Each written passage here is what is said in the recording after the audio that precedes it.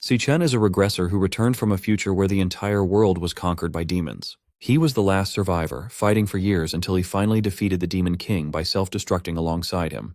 Then, after a blinding light, he wakes up back in the past inside his dorm room. He feels confused and wonders if he has somehow reached the afterlife. But when he looks outside the window and sees people standing there, he slowly starts to realize what happened. After a moment, it finally hits him that his wish came true. He has gone back in time to his university days from 10 years ago. Just then, a strange hologram appears and tells Chen that the power of gluttony has been fully integrated. As he stares out the window, he realizes he has 3 years left before the first demon lord, Wrath, descends. He clearly remembers that this demon lord was responsible for everything that followed. Wrath was the one who opened the gates of hell, allowing the other demon lords to enter the human world one after another. Our hero decides that he must find where Demon Lord Wrath will appear and eliminate him before the gates can even open. Snapping out of his thoughts, Chen focuses on the floating interface beside him, which clearly displays his stats. He wonders if this is some kind of game menu or system, since he never had anything like this in his past life. Back then, he only relied on his awakened power, something only 1 in 10,000 people possessed.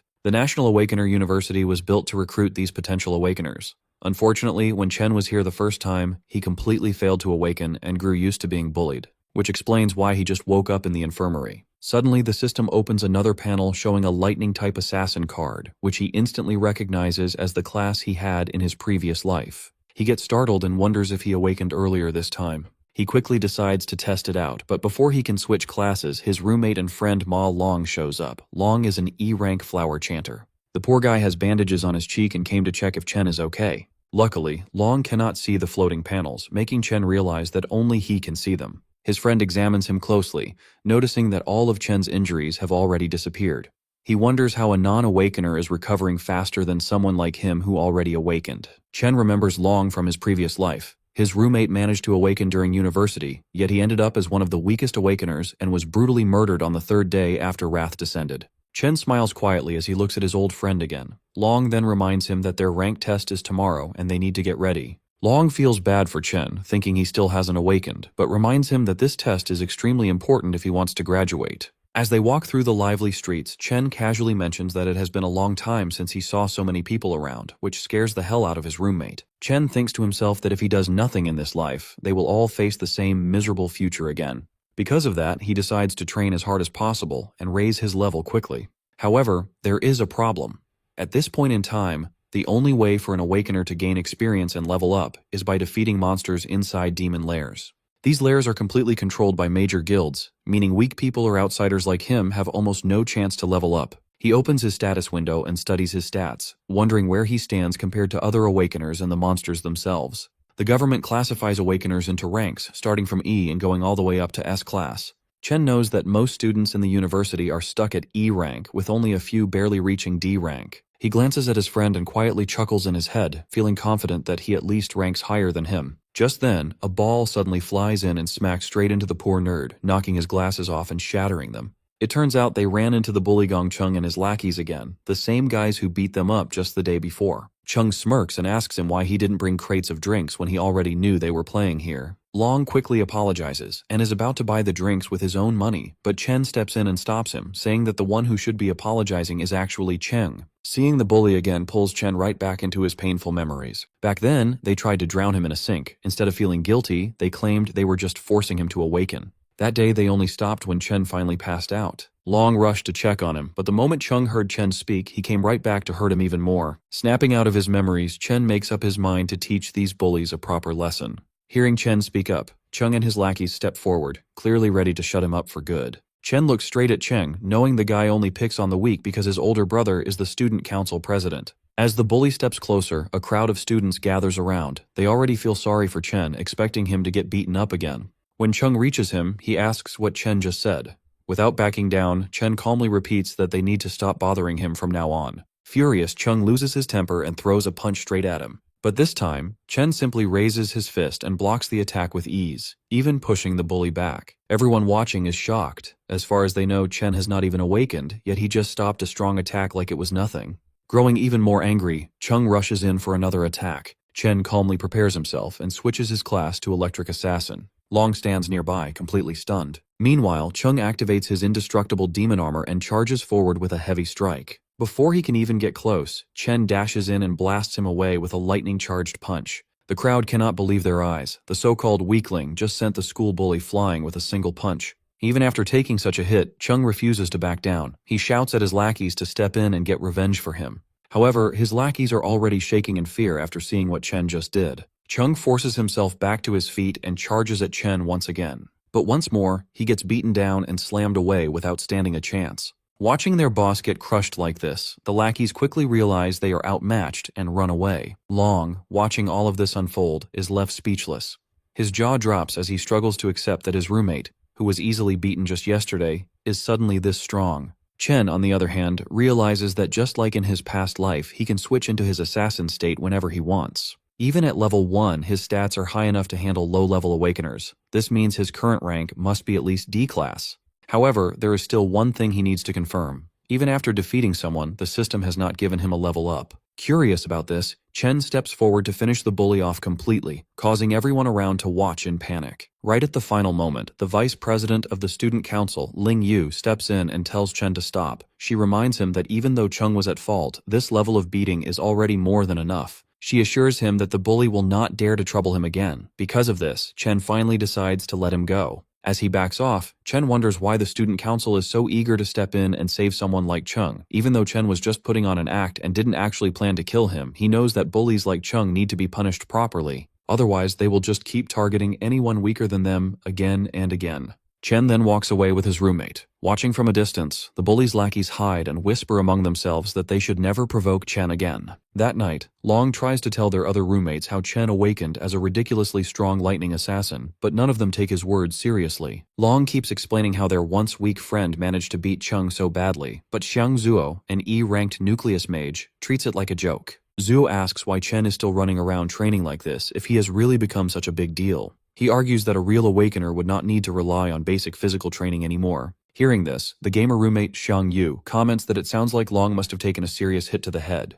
Zuo continues, saying that the 4 of them are placed in this dorm because they are the weakest students at the bottom, and nothing they do will change that. He even claims that he is the strongest among the 4 of them, while Long and Yu are just support chanters. He flexes a little, telling himself there is no way Chen could have actually become a lightning assassin. Feeling more confident than ever, he hopes that he might even rank up during the final test before their graduation tomorrow. At an E-ranked demon lair, the student council president Gong Ting finishes his training session and walks out with Ling Yu. He notices his younger brother still standing there and asks what he is doing. Chung complains that as long as the guy who beat him is still around, he cannot even sleep peacefully. He keeps pushing his brother, begging him to get revenge for him. Ting calmly assures him that he will handle the mess he created. Sitting at the dining table, the vice president asks Ting how he plans to deal with this situation. Ting just asks her if the boy is really as strong as his brother claims. Ling Yu reminds Ting that there are fewer than 10 D-ranked students in the entire school, and Ting has already recruited all of them into his club. She adds that other students do not even have access to demon lairs like he does, meaning no average guy should be able to stand against him. Back outside, Chen keeps running like crazy while getting completely drenched in the rain. He sets a goal to run 20 full kilometers while carrying a bag loaded with 100 kilos, which is almost twice his own weight. He understands how important basic training is for raising an awakener's strength limit, since a stronger body is needed to handle high-level powers. As he runs, he remembers how his sister, his only family, was killed when the Demon King Wrath descended upon the human world. The Demon Lord slaughtered countless humans in an instant, and his sister died right in front of his eyes. He makes defeating this Demon King his main goal, since that moment was the start of all the destruction. Chen knows that the Demon Lord is already growing stronger, even with 3 years left before his arrival. Because of this, Chen needs to grow even faster if he wants any chance of winning. Right at that moment, his sister Siyun calls him. Hearing her voice again after so long leaves him completely silent for a moment. She explains that she could not call earlier because she was busy with a competition. She adds that their rent problem might be fixed if she manages to win a prize. While she keeps talking, Chen quietly listens and smiles. He feels a strong promise in his heart to protect her and give her the life she deserves this time around. After the call ends, he returns to his training and completes 3 more laps around the university. Once he is done, he heads straight for a shower, feeling that he is slowly getting used to this younger body and its strong potential for growth. He sits down and starts thinking about the demon lairs, which only rich people can access. He knows that he will need to defeat monsters somehow in order to grow stronger. While thinking about this problem, he eventually falls asleep and finds himself pulled into the gluttony system. He lands in a strange place and starts wondering if this is just some kind of weird dream. Back outside, Long looks for Chen and wonders where he has disappeared to. Inside the strange space, Chen sees a massive tower standing right in front of him. Before he can get a good look at it, a group of E-rank cloud warriors called Death Hounds appears to greet him. Chen worries that he somehow entered a demon lair and quickly switches his class. Since the monsters appeared out of nowhere, he decides to deal with them first and figure out the rest later. He easily takes down the weak hounds, since they are all bark and no bite, and collects their dropped items. He quickly reaches level 2 and smiles, thinking he might have gotten lucky by stumbling into a demon lair. A boss monster shows up next, but Chen defeats it just as easily. He cuts right through it, allowing him to level up again. The experience points he gets from the boss are much higher than what the normal monsters gave him earlier. The boss monster's body then gets marked as devourable, making Chen wonder what that means. He remembers the gluttony skill he saw earlier on his system panel and reaches out his hand to test it. The devouring finishes instantly, and the monster gets absorbed into a card. Chen is shocked to realize he can turn defeated monsters into new classes he can use. He quickly realizes this is the exact same ability the Demon Lord Lan Yu had. The thought of having a power just like a Demon Lord leaves him shaken. In this world, most people are born with only one class, while a rare few might have two. However, Chen can now hold as many classes as he wants. He wonders how he got this crazy power and what the dark tower in front of him really is. While he thinks about all this, he feels a strong presence, and a new demon appears holding 2 S-rank blades. The demon is clearly an S-rank, meaning Chen has no real chance of winning. Knowing he is badly outmatched, Chen still summons a lightning sword to fight back and gamble for his life. Strangely, the demon standing in front of him somehow knows his name. The demon trades blows with Chen, but it is clear that the monster is only toying with him. It avoids hitting his vital points on purpose and just keeps knocking him down over and over. After pushing Chen to his limit, the demon finally speaks. It tells Chen he can survive if he stays and guards the tower with it. Chen refuses the offer, so the demon brutally slashes his arm. The demon threatens to finish him off. It explains that it only went easy on him because Chen is the only person who could reach this place. It asks him to think about it one more time, but Chen does not lose hope. He refuses again, ignoring the danger he is in. He shouts and charges forward, determined to fight back, and attacks the demon again. During the whole fight, Chen has been studying the demon's movements. He noticed a 0.4-second delay before every swing. He knows he can use that tiny window of time to watch the angle of the monster's wrist and dodge the attack perfectly. He also found a 0.2-second recovery pause where the demon is defenseless. He plans to use that short opening to aim right for its heart. Even though he manages to pull off this risky move, he knows a D rank like him cannot truly beat an S rank. His real goal is to paralyze the demon just long enough so he can escape. He does exactly that and runs toward the only light he can see, hoping it is a way out. But just as he reaches the light, it vanishes.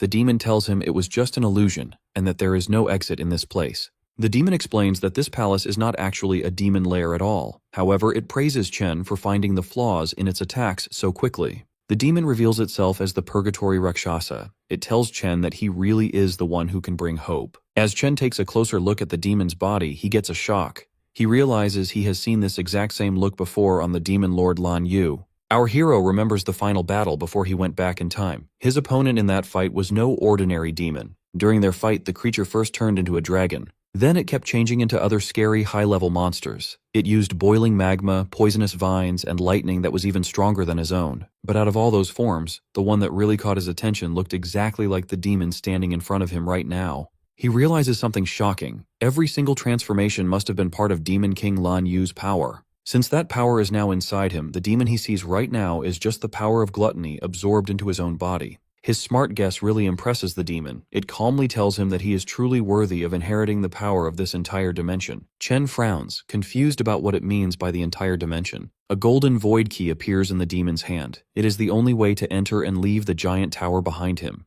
The demon explains that Demon King Lan Yu ate countless powerful monsters. Its sacred duty was to guard the tower that traps the strongest ones among them. Now, it decides to give that key to him. Rakshasa wants him to eat those demons, grow stronger, and take over its mission. Confused, Chen asks why a demon would ever help a human. The creature replies that even in the demon world, there are good guys and bad guys. One evil monster killed its whole clan just for fun. Since that day, it has waited for a chance to get revenge on that monster. Now, it believes it has found the right person to grant that wish. It tells our boy that someone was right about him being their best hope for revenge. Chen immediately asks who that person is. The demon just replies that all the answers are waiting inside the tower, speaking in a mysterious tone like an old sage. With its final words, it offers all of its remaining energy to him.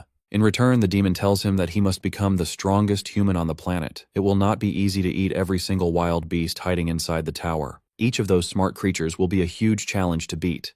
The demon gives its final warning, saying that only someone with a strong hunger to grow stronger deserves Purgatory Rakshasa's power. That is the drive he needs to kill every demon king in existence. After saying that, the demon's body turns into a burning ball of energy for Chen to absorb. Chen immediately levels up 8 times and gets 2 of Rakshasa's swords.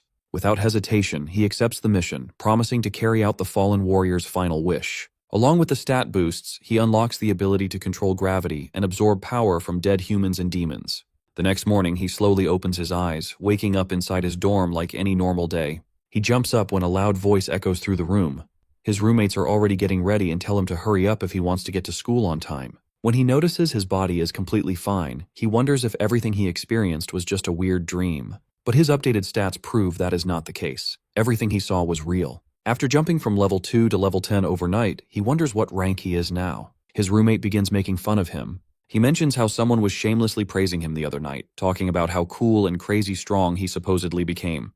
Ma Long quietly peeks from across the room, pretending he had nothing to do with it. Either way, his roommate challenges him to prove it during the ranking test. That test will decide who is strong enough to keep the title of Dorm King. On the way to school, the self-proclaimed Dorm King proudly tells his friends that every rank is divided into 3 different levels. So even though they are all E ranks, he is at least a proud mid-E rank, placing him above the bottom-tier losers. He walks around acting superior because the gap between each level is supposedly huge. Fired up and way too confident, the guy claims he feels so strong that he must have moved up a level since their last test. Really annoyed, Ma Long tells our boy to stop playing around and go all out to at least get a D rank today. That way, the Dorm King might finally shut up. The boys arrive at school, where everyone is nervously gathered for the ranking ceremony. The bullies walk in like they own the campus, insulting anyone who dares to look at them. Even the Dorm King's confident smile completely disappears the second he sees them. But the bullies also lose their nerve. They immediately start bowing respectfully to Big Brother Chen without hesitation. His roommates slowly begin to realize that maybe everything Ma Long said was not complete nonsense after all. Our boy ignores the bullies and just minds his own business. Another student decides to step in front of him. It is Jian, a student council officer who acts like the school police, and he gives Chen a very polite warning. The student council president personally sent him to punish the guy who dared to hit his precious little brother. All of Chen's friends immediately scatter and hide. They are terrified of Jian, the enforcer who handles all the dirty work for the president. His roommates cannot figure out why this D-rank monster is targeting Chen like this. He steps right into Chen's personal space. The president's loyal follower brags that his great sense of smell lets him judge exactly how strong someone is, and right now all he smells from him is a weak, pathetic loser. Amused by the insult, our boy fires back without hesitation. Shane completely loses his temper the moment he gets called a dog. Before a fight can actually break out, the overgrown pup's master orders him to stand down so they don't cause a public scene. After doing some digging, he found out that his little brother was the one who started the fight. Getting beaten up was simply the result of picking a fight with someone way out of his league. With that said, the president shoots him a glare sharper than daggers. But our hero isn't intimidated in the slightest. Just then, a professor announces that the rank assessment ceremony is officially starting. He asks all the students to step forward when their names are called. Hearing that, the president tells his lapdog they are leaving. He assumes this was a one-time incident and that Chen won't cause any more problems after being warned. Watching from high above, a man curiously asks the vice president why she is watching the ranking ceremony today. He wonders if a certain rookie has caught her eye. The lady smiles faintly, saying that this year will be quite interesting. Soon, Xiangzhou's name is announced. The Dorm King feels slightly nervous as he steps through the door. The atmosphere completely changes on the other side. The assessment is done one by one inside a special demon lair. In there, a demon heart connected to wires measures an awakener's rank and potential by absorbing their energy. When the awakener releases their full power, the signal transfers back to Earth, revealing their assessment results. The Dorm King's rank turns out to be exactly the same as last time. However, the professor looks confused when his potential score takes longer than expected to show up. Ma Long stares intently at the shifting numbers. After building up all that suspense, Xiangzhou's maximum potential is revealed to be only a C. He walks out looking sad, realizing that all the progress he thought he made was just in his head. His roommates try to comfort him, telling him they are all in the same boat anyway. They are all stuck at E rank, with the potential to reach C rank at best. A few moments later, the president's lapdog walks out proudly. He is still a lower D rank, but he has the potential to reach A rank. Chen's roommates begin to lose hope, since they have already seen nearly 10 students reach D rank. Even the professors are shocked that so many students have reached D rank. It is rare for students without real combat experience to break past E rank. Filled with excitement, they call up the next student. It's the president, who carries everyone's expectations on his shoulders. All eyes turn to Gongting, the student who is already a guild master, as he walks onto the stage. Our boy stays calm and patiently waits for his results. Everyone in the academy knows that Gongting was only a lower D rank 2 years ago. Since the school's historical record for the highest grade is middle D rank, people wonder if the president will finally raise the bar. Inside the demon lair, the demon heart's eyes slowly open to his presence. The president isn't able to unleash everything he has. Still, he has a burning desire to go out with a bang at graduation, carving his name into the history books as #1. When the professors see his potential grade glowing gold, they blink in disbelief. Their suspicions are confirmed as Gongting's high D rank completely blows them away. Not only that, but excitement erupts through the crowd at the sight of the first potential S rank in history. The president's lackeys praise their boss non-stop. Even Chen's roommates burn with jealousy as they watch a legend being born right before their eyes.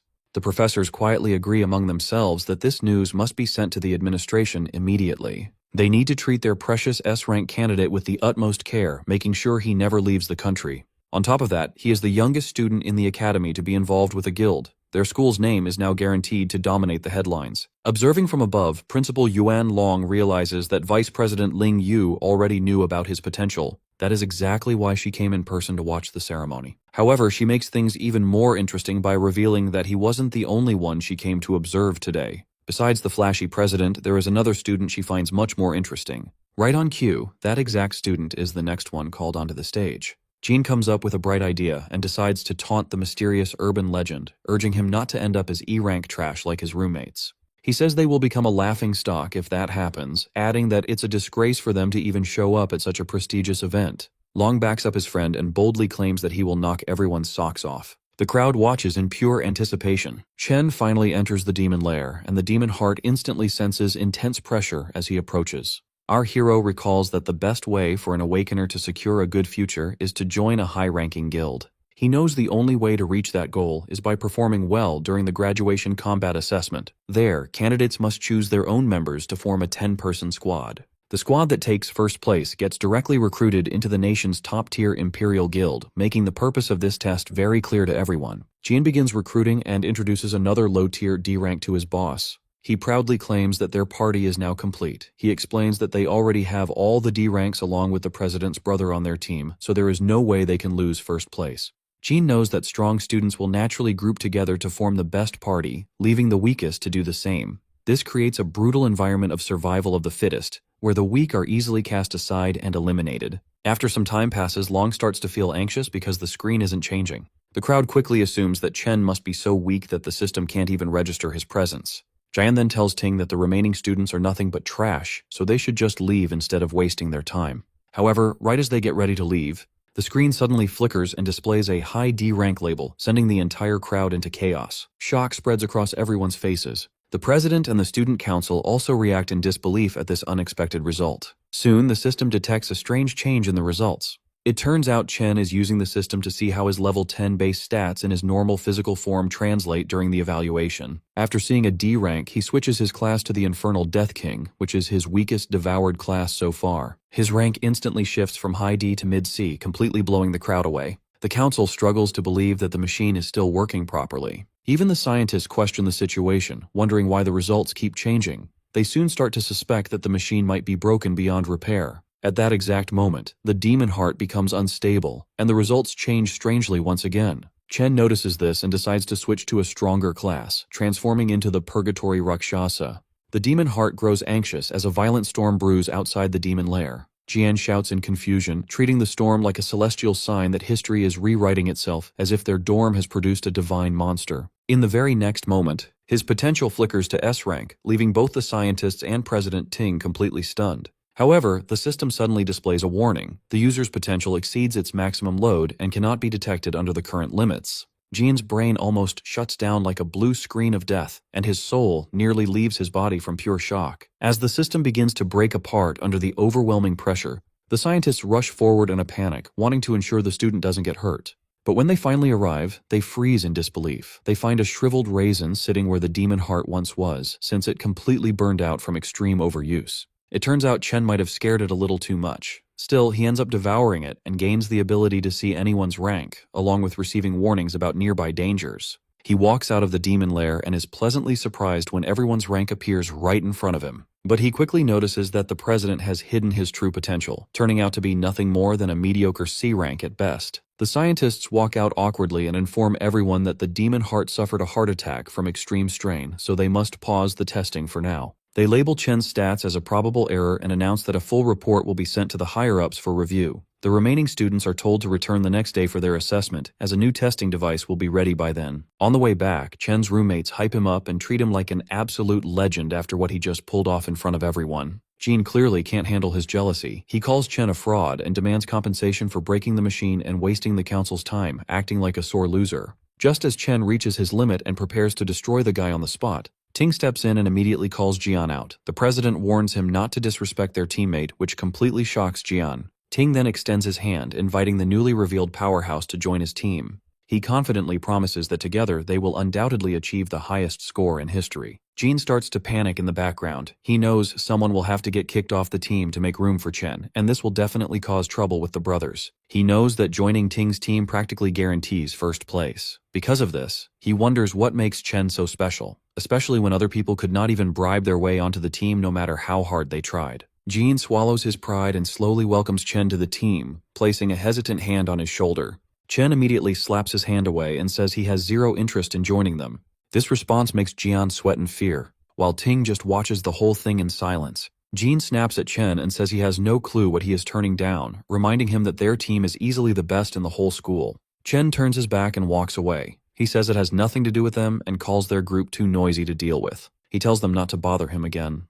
Jian boils with anger after being rejected so rudely. The whole school quickly begins to gossip about Chen's refusal. Most students think he plans to take first place all for himself after revealing his C rank. Now, the whole school gets to enjoy the drama unfolding right in front of them. Chen's roommates fully enjoy seeing the humiliated looks on Jian and Ting's faces after such a public and brutal rejection. The president stays calm and tells Jian not to worry if Chen has his own plans. Seeing this, the watching principal sighs in disappointment. He had really hoped the boys would team up. He wanted them to work together to break a new school record.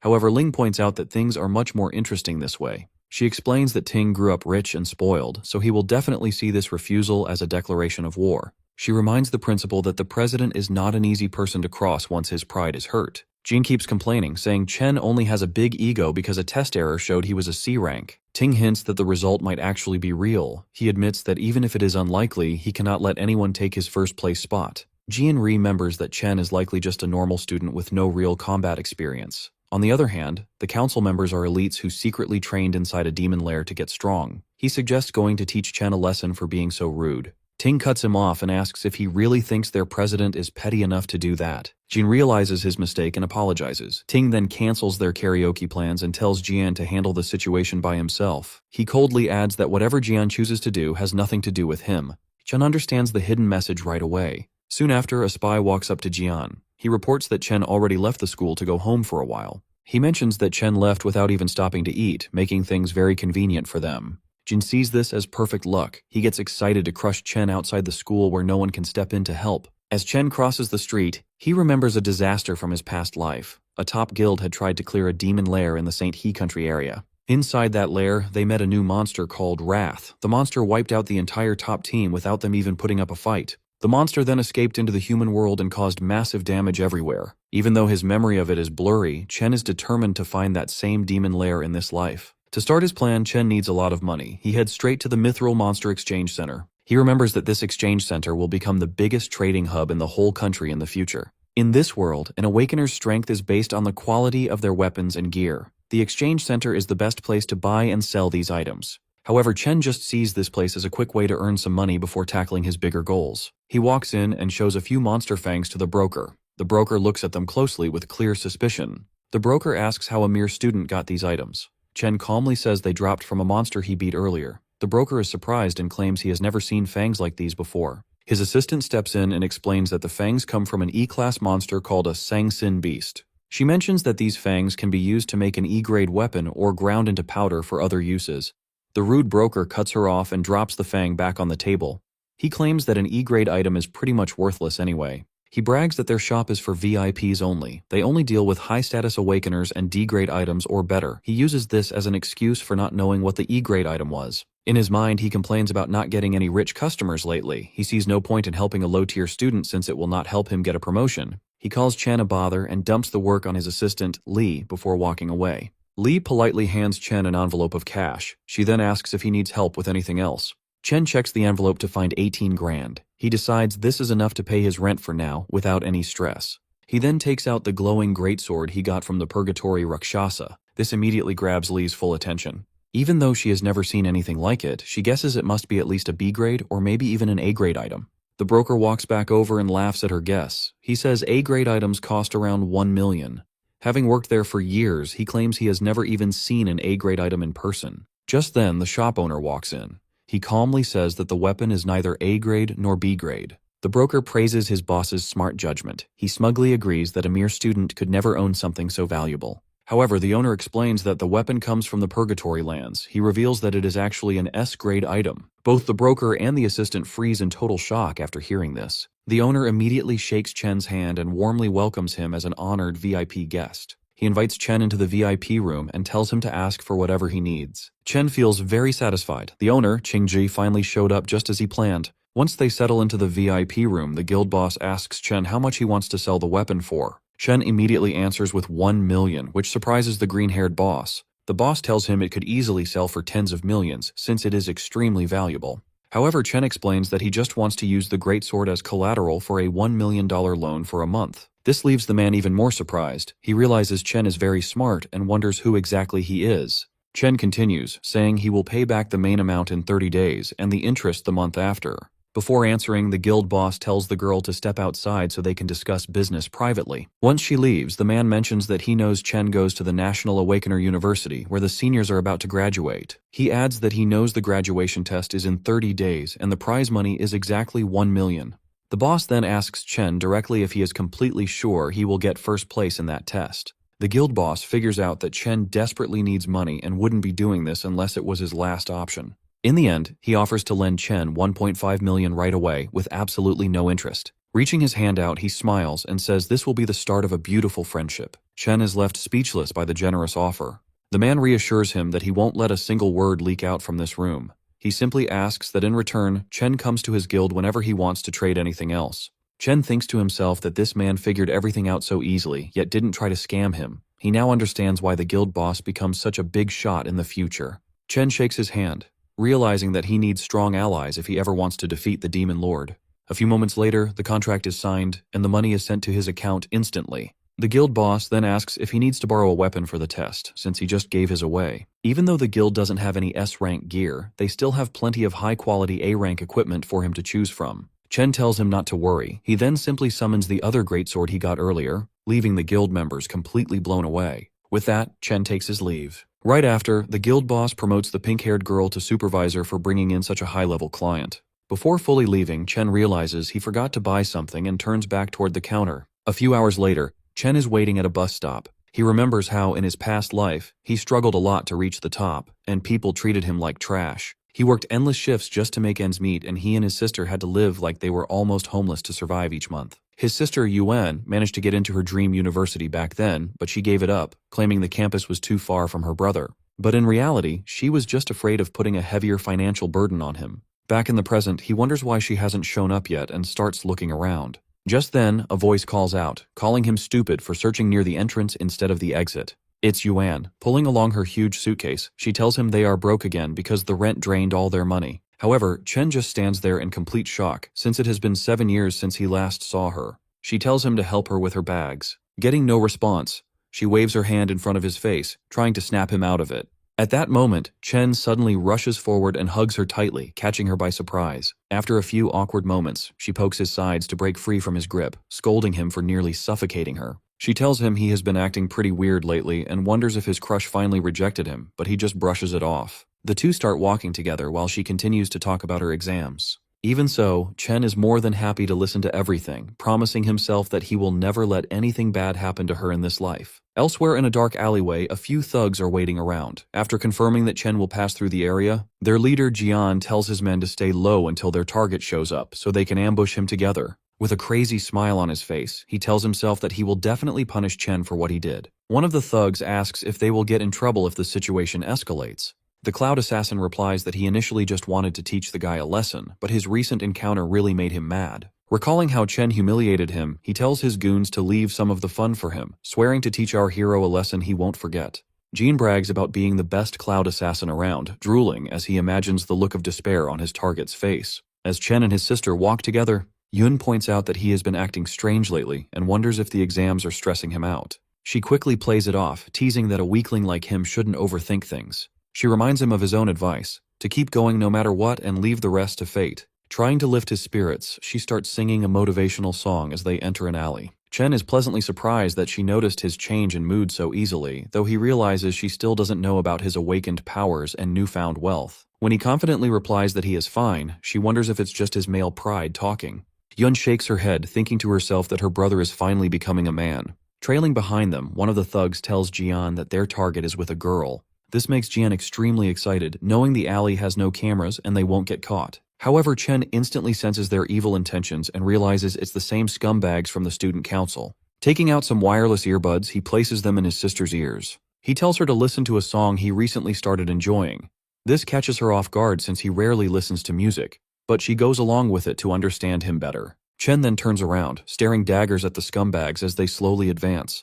With the music playing in Yun's ears, the thugs rush forward and the fight begins. Chen immediately switches to his lightning class. He thinks about how it has been 7 years since he lost his sister, and he just got her back. Filled with anger, he wonders where these guys got the nerve to attack them, dashing forward like a bolt of lightning. He kicks the first thug so hard that he goes flying, causing the others to break a sweat.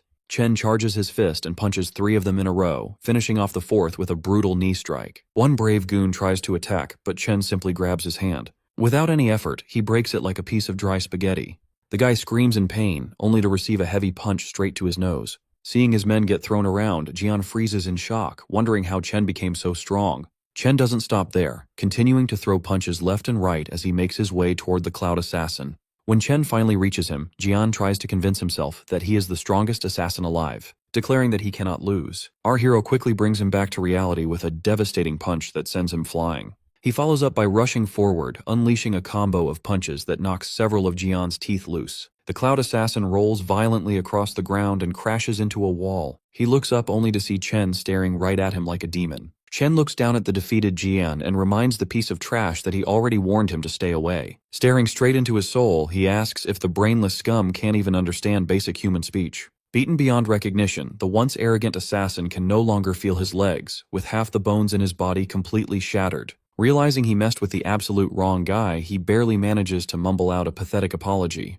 Chen promptly shuts him up, grabbing his collar and pressing a cold dagger right against his face. Staring into Chen's eyes, the so-called top assassin sees it clearly. There is absolutely zero hesitation to kill. This is not the aura of a normal high school student. Jane cannot help but wonder what kind of hellish experiences could turn a man into a monster like Chen. Dripping with cold malice, Chen tells the broken boy to remember his words carefully if he wants to avoid a repeat of this nightmare. He won't hesitate to tear them apart if they ever try anything stupid again. Delivering his final warning, he adds one last chilling condition for emphasis. If they so much as step within a mile of his sister, he will gladly hunt down and erase everyone close to them, one by one. With his message delivered, he drops the dagger and casually walks back to Yuni's side before the background song even finishes playing. Meanwhile, his sister is completely overwhelmed with emotion, moved to tears by the painfully sad and lonely lyrics of the track. She cries, heartbroken and confused over what her brother must have endured to change so drastically over the years. She even wonders if her support back then was simply not enough. Wiping her tears, she spins around, determined to give him a proper scolding.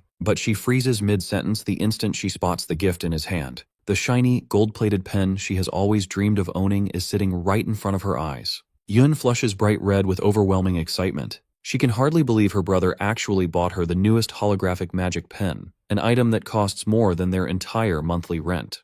Her adorable reaction immediately warms Chen's heart. Her expression makes it obvious she doesn't want to return it, even if doing so would be the responsible choice while they are so far behind on rent. Clenching his fist behind his back, Chen silently swears to protect his sister's smile in this life and ensure she makes it into her dream school. Back at home, Yuni happily spends hours tracing glowing holographic drawings in the air. Watching her, her big brother quietly enjoys a bowl of her homemade ramen, genuinely glad that she loves the gift. Even so, the reality of their situation kicks in, and she worries about him spending so much money on her when next month's rent isn't even covered. In response, Chen flashes a proud smile and reveals that their rent for the entire year has already been paid in full. He casually brags that his little business venture with a friend has been highly profitable lately, but Yoon is sharp and immediately shoots him a suspicious glare. She is clearly not buying this incredibly convenient business story. That being said, she chooses not to push the subject further. Honestly, she can't even remember the last time her big brother laughed so openly and freely.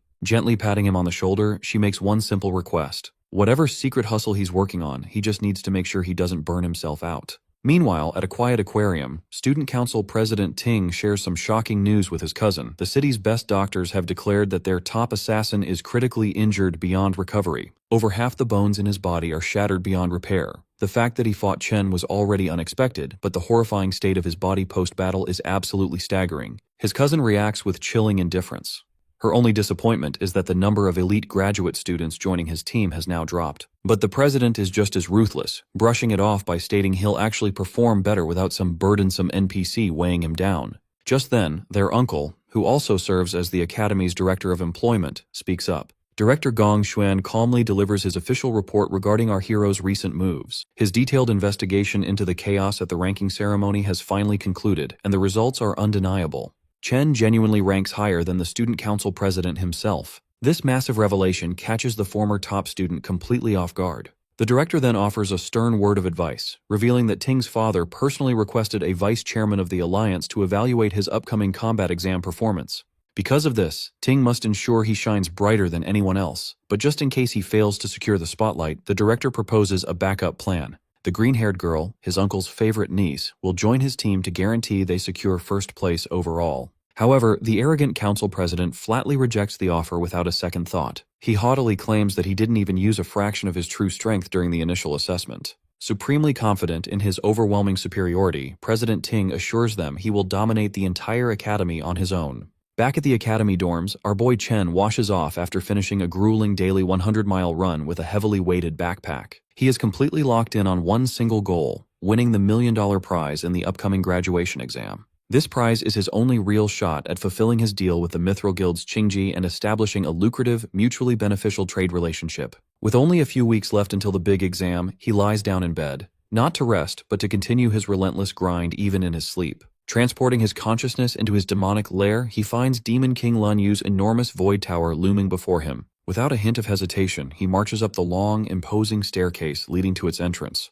Previously, his first assessment using the Gravehound King class reached a respectable mid-C rank. On the other hand, the sheer, overwhelming strength of his Abyssal Fiend class completely overloaded the Academy's rating system. Even the Demon Heart itself was utterly incapable of properly classifying its true potential. Because of this, the only way to accurately evaluate his remaining classes becomes painfully obvious. He must unlock the Void Tower and test their raw destructive power directly on the battlefield. Stepping inside, Chen is curious about what kind of brutal, nightmarish challenge the tower will throw his way. But the moment he sees what waits for him inside, his eyes widen in pure shock. He gets transported to a strange dimension, standing on top of a massive white planet floating in space. The moment he takes his first step, he drops to one knee, barely able to keep his body upright. In the Fallen Star Wastes, the gravity is 10 times stronger than on Earth, and Chen feels the crushing pressure deep in his bones. Behind him, the tower entrance vanishes. He knows this means he has to defeat the boss to reopen the exit, so he needs to adapt quickly before any monsters can ambush him. However, a phantom lion prowling nearby isn't going to give him that chance. Left with no other choice, Chen instantly switches to his lightning class. The lion lunges at him, but he narrowly dodges and stabs it right in the shoulder. The beast roars in anger, but the strike doesn't do much damage since it missed its vital spots. He quickly realizes that his attacks are just as slow and sloppy as his current ability to move. The phantom lion easily pins him to the ground and goes in to take a bite out of him. This shows just how well these monsters have adapted to the extreme gravity. He lets the lion bite his arm for a moment before quickly switching to his Abyssal Fiend class. The change instantly gives him a different kind of stat boost. Trading away some speed, he gains a massive amount of strength and stamina, which is exactly what he needs for close combat. His class change slams the aggressive beast down, immediately flipping the fight in his favor. Rakshasa's gravity manipulation proves to be extremely useful. On a planet with 10 times normal gravity, a 3-time multiplier hits with brutal force. The lion roars furiously, but Chen shows no mercy, crushing it right into the ground. Afterward, he sprawls out on the floor to catch his breath. Gluttony surprises him with a well-deserved level-up notification. He then learns that every class has a star rating. The number of stars shows how much his stats boost when he switches to that class. Right now, Purgatory Rakshasa has the most stars out of all his options. But even with that advantage, he still had to fight for his life against a B-rank Phantom Lion. It is clear he still has a long way to go before reaching his full SSS rank potential. To make matters worse, he's annoyed to see that Gluttony won't even give him the option to absorb the creature. This monster clearly wasn't the floor boss either, since the exit didn't appear after he killed it. Suddenly, a massive door opens behind him. Dozens of glowing eyes peer out from the dark. Reality hits him hard. All the effort it took to beat just one Phantom Lion is nothing compared to what is coming next. Countless B-rank monsters pour out of the door, clawing and attacking him from every direction. Only now does he finally understand what Rakshasa warned him about. The demon told him that the tower was filled with ruthless beasts, and that his path would be full of endless pain and suffering. But he was also told to endure it all, so he could adapt and grow stronger. Chen suddenly jolts awake from his sleep, feeling like he just survived the worst nightmare of his life. Everyone else in the room is still fast asleep, completely unaware that he just felt the agony of being torn apart by monsters. He finally realizes that the Purgatory's Void Tower isn't a shortcut to instantly leveling up. He is only at the very start of a long and painful journey. A few weeks pass, and it's finally time for the Academy's graduation exam. Many VIPs are there to watch the promising new batch of students. New rules are announced for forming teams, requiring at least one high E-rank student in every party.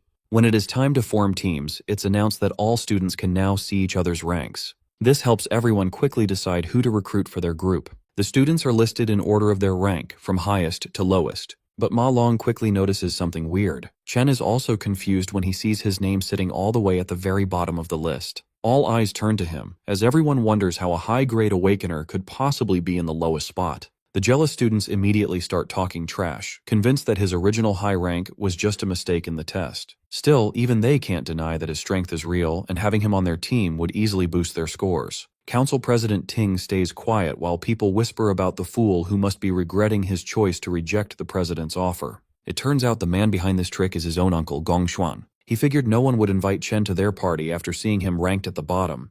His plan was simple. If Chen can't even qualify, he won't get a chance to beat the president's team. A few hours earlier, the entire classroom practically begs President Ting to let them join his team.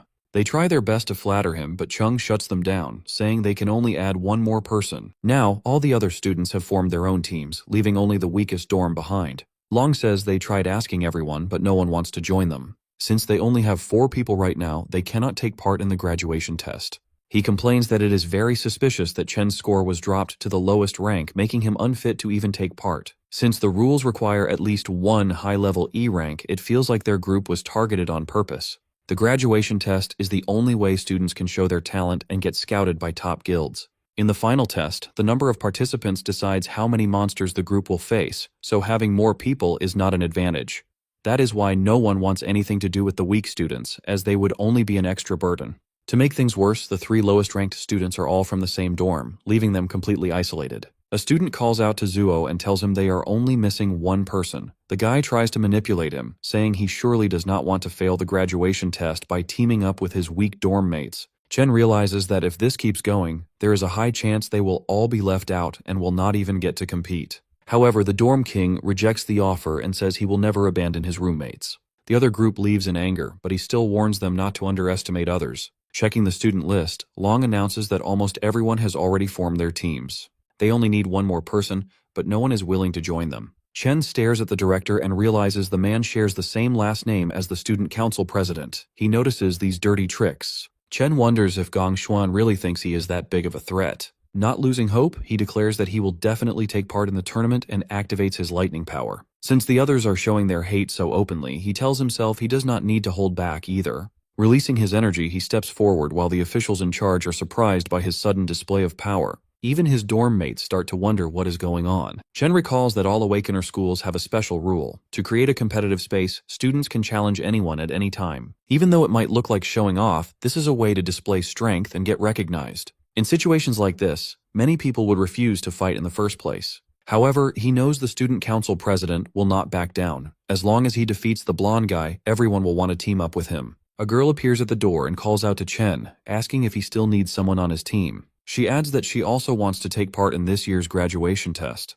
The vice president points out that she reached D rank back in middle school, so she will not disappoint him. His dorm mates go crazy, wondering how he managed to get such a beautiful girl on his side. Chung and Ting both look confused about what is happening, while the director nearly chokes on his water. The students start gossiping and wonder why an exchange student wants to join the worst-ranked team in the test. No one really knows who she is, but there is a rumor that she comes from the Saint Kingdom. The director gets very angry and tells her that exchange students cannot take part in the school's graduation test. He goes on to say that Ling never took any rank tests here, nor did she prove her rank, which goes against all the rules. The principal suddenly appears and says that the director is right.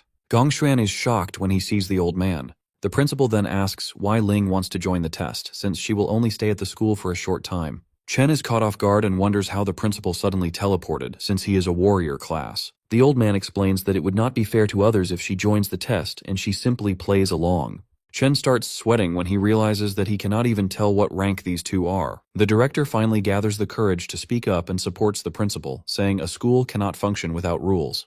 The principal then changes his tone and explains that the goal of the school is to provide a learning space for awakeners so they can achieve great things in life. Even though the graduation test is a tradition, it is also one of the most important moments in a student's life. He asks how the school will make up for the loss if a student cannot take part due to sudden rule changes. The director starts sweating heavily and wonders if he has finally been exposed. He begins to question if the principal is doing all of this just for Chen. Realizing it is not worth the trouble, the director decides to back down. He tells himself that since the strongest students have already formed a team, they should easily win the test anyway. The director bows to the principal and apologizes, admitting they overlooked how this system could stop some students from getting a chance to grow. He then announces that to ensure fairness, even lower-ranked teams and groups with less than 5 members can now participate. The 4 dorm mates finally form their team and celebrate that they can take part in the graduation test. Sitting in the back, the principal tells Ling that she seems a little too interested in Chen. On one side of the test, the student council president leads the team of the strongest players. On the other side, Chen leads the 3 weakest players. This makes the old man very curious about which cave they will choose and how many points they will score in the end. The official then announces that all captains can now choose which devil cave to enter. His tablet dings, catching him off guard because one captain has already made a choice. Everyone is shocked when they see which cave Chen selected. His dorm mates also panic and tell him to quickly change his mind, asking if he understands what he just did. However, Chen remains silent as he continues to stare at the screen. During the graduation test, teams of students enter a devil's cave and earn points by defeating monsters. Defeating monster lords and clearing the dungeon quickly gives separate points. The dungeon's difficulty level then determines how much the total score is multiplied. An F-rank dungeon gives up to 75 points, while an E-rank dungeon offers a maximum of 100 points. The team with the highest score gets scouted by the Imperial Guild, and the top player receives a reward of 1 million yuan. Inside the selection room, the students discuss that the highest score in history was 90 points, achieved by the current leader of the Imperial Guild. Even clearing an E-rank dungeon requires a team to have at least 3 solid D-rank fighters. This year, Ting's team might actually surpass that record. The display suddenly dings, informing everyone that someone has already selected a Devil's Cave. A student is shocked to see that Chen has chosen a D-rank dungeon. No one has ever cleared a D-rank dungeon before, and everyone wonders if he made a mistake. Long asks Chen if he hit his head, while the dorm king completely loses his mind at the screen. The nerd tries to talk some sense into Chen, but he reveals that he thought long and hard about this choice. The system dings again when the student council president also selects the D-rank cave. Ting's teammates immediately accept their leader's choice, officially qualifying them for the test. The classroom goes wild at the announcement, though Ting's group tries to act nonchalant. A blonde goth girl roasts Chen for trying to act tough, assuming he just wants attention. A bald student adds that Chen's weak teammates will never agree to this, and the team will fall apart. Long studies Chen's face and realizes he is completely serious. He wonders when his friend became so bold and how much he has changed. Making up his mind, the nerd presses the confirm button, deciding to trust his friend. Yo also hits the green button, feeling like he has nothing to lose. The dorm king gets annoyed that the others made their choice before him, so he presses the button too. With that, the system officially qualifies their team for the test. Looking at his dorm mates, Chen apologizes and explains he chose this dungeon to become the top scorer. He knows he is dragging them into his own dream, but he reassures them they will reach the top together. Hearing his words, the president stands up and declares that the top spot belongs to him alone. Chen turns around and faces him directly. Ting releases an intimidating aura, stating that there can only be one strongest student in the school. Standing in the back, Ling is surprised as this is the first time she has seen such strong emotions from Ting. The rivalry between the two is now out in the open. The principal feels proud that the students are so fearless, but Ling is uneasy about Chen choosing a D-rank cave, which even a C-rank fighter cannot clear alone. Even though a student can earn 150 points from a D-rank cave, the difficulty is just too high. On top of that, his teammates are not well suited for it either. The principal adds that with only a month left, it will be impossible for them to improve enough in time. Even so, he still hopes for the best. 2 weeks later at the training grounds, everyone lies exhausted on the floor. Long asks why they are doing physical training while the other students are using simulation training. Chen made them go through all kinds of exhausting exercises, leaving them extremely frustrated. Chen explains that simulation training is actually no help at all. When someone enters a devil's cave for the first time, their mind goes blank, and their instincts are the only thing that saves them. The physical training is meant to improve their strength so they can move faster and react better. The best training would be to enter a real dungeon and gain experience, but ordinary students can only dream of that. Only the elites get those opportunities. Furthermore, the elites do everything they can to make sure normal people never catch up, allowing them to stay on top. They have access to resources that regular people spend their entire lives trying to get. The Dorm King asks what ordinary people are supposed to do in that situation. Chen reveals his plan, saying that if they manage to join the Imperial Guild, they can change the entire system. The graduation test is their only real chance to surpass the elites.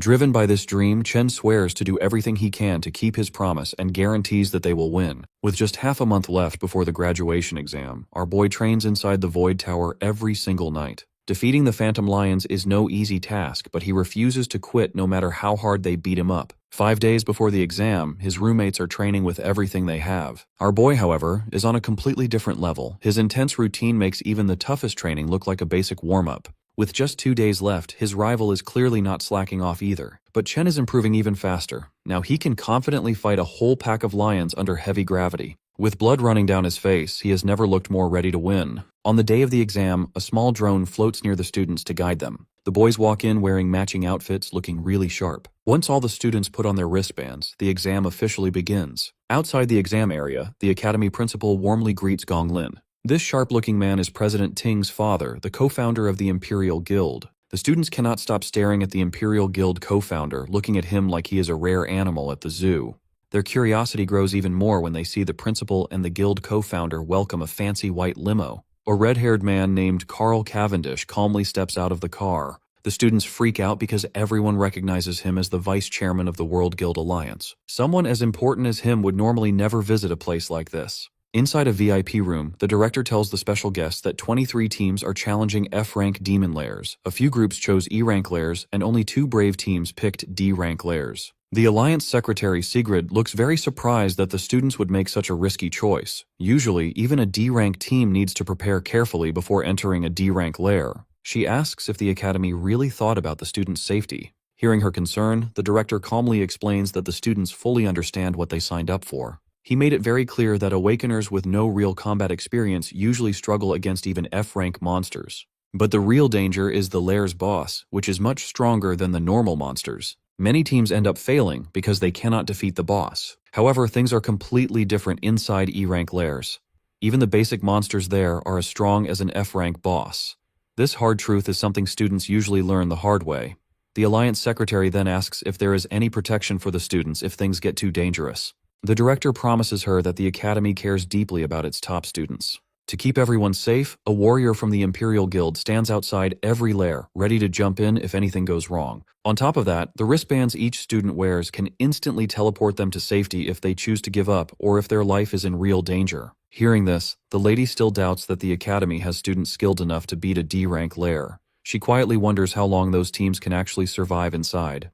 The director, however, is sure that the young E-rank students will probably come running out in tears. Inside the D-rank dungeon filled with giant frozen trees, Chen's teammates are clearly terrified. Anyone would be scared after seeing those nightmare creatures, which look like a mix between weird bats and monkeys. Chen quickly warns his team that these monsters dive at their targets in the blink of an eye, so they need to stay on high alert. Suddenly, a group of the ghost monkey bats flies straight down at them. Surprisingly, all the boys manage to clumsily dodge the monster's super-fast attacks. While they are still excited about dodging a D-rank creature's attack, something even crazier catches their attention. Our boy stands there calmly with a lightning sword in his hand, surrounded by dead monsters lying at his feet. He tells his team to focus on saving themselves first since they aren't strong enough yet, leaving the rest to him. Suddenly, another ghost monkey bat lunges at them with incredible speed, but they barely manage to dodge it in time. Songzu realizes that Chen had actually been pushing them to train their reflexes and speed so they could survive against monsters like this. Ju grits his teeth. He had been calling himself the Dorm King all this time, but now he has no choice but to rely on his random roommate.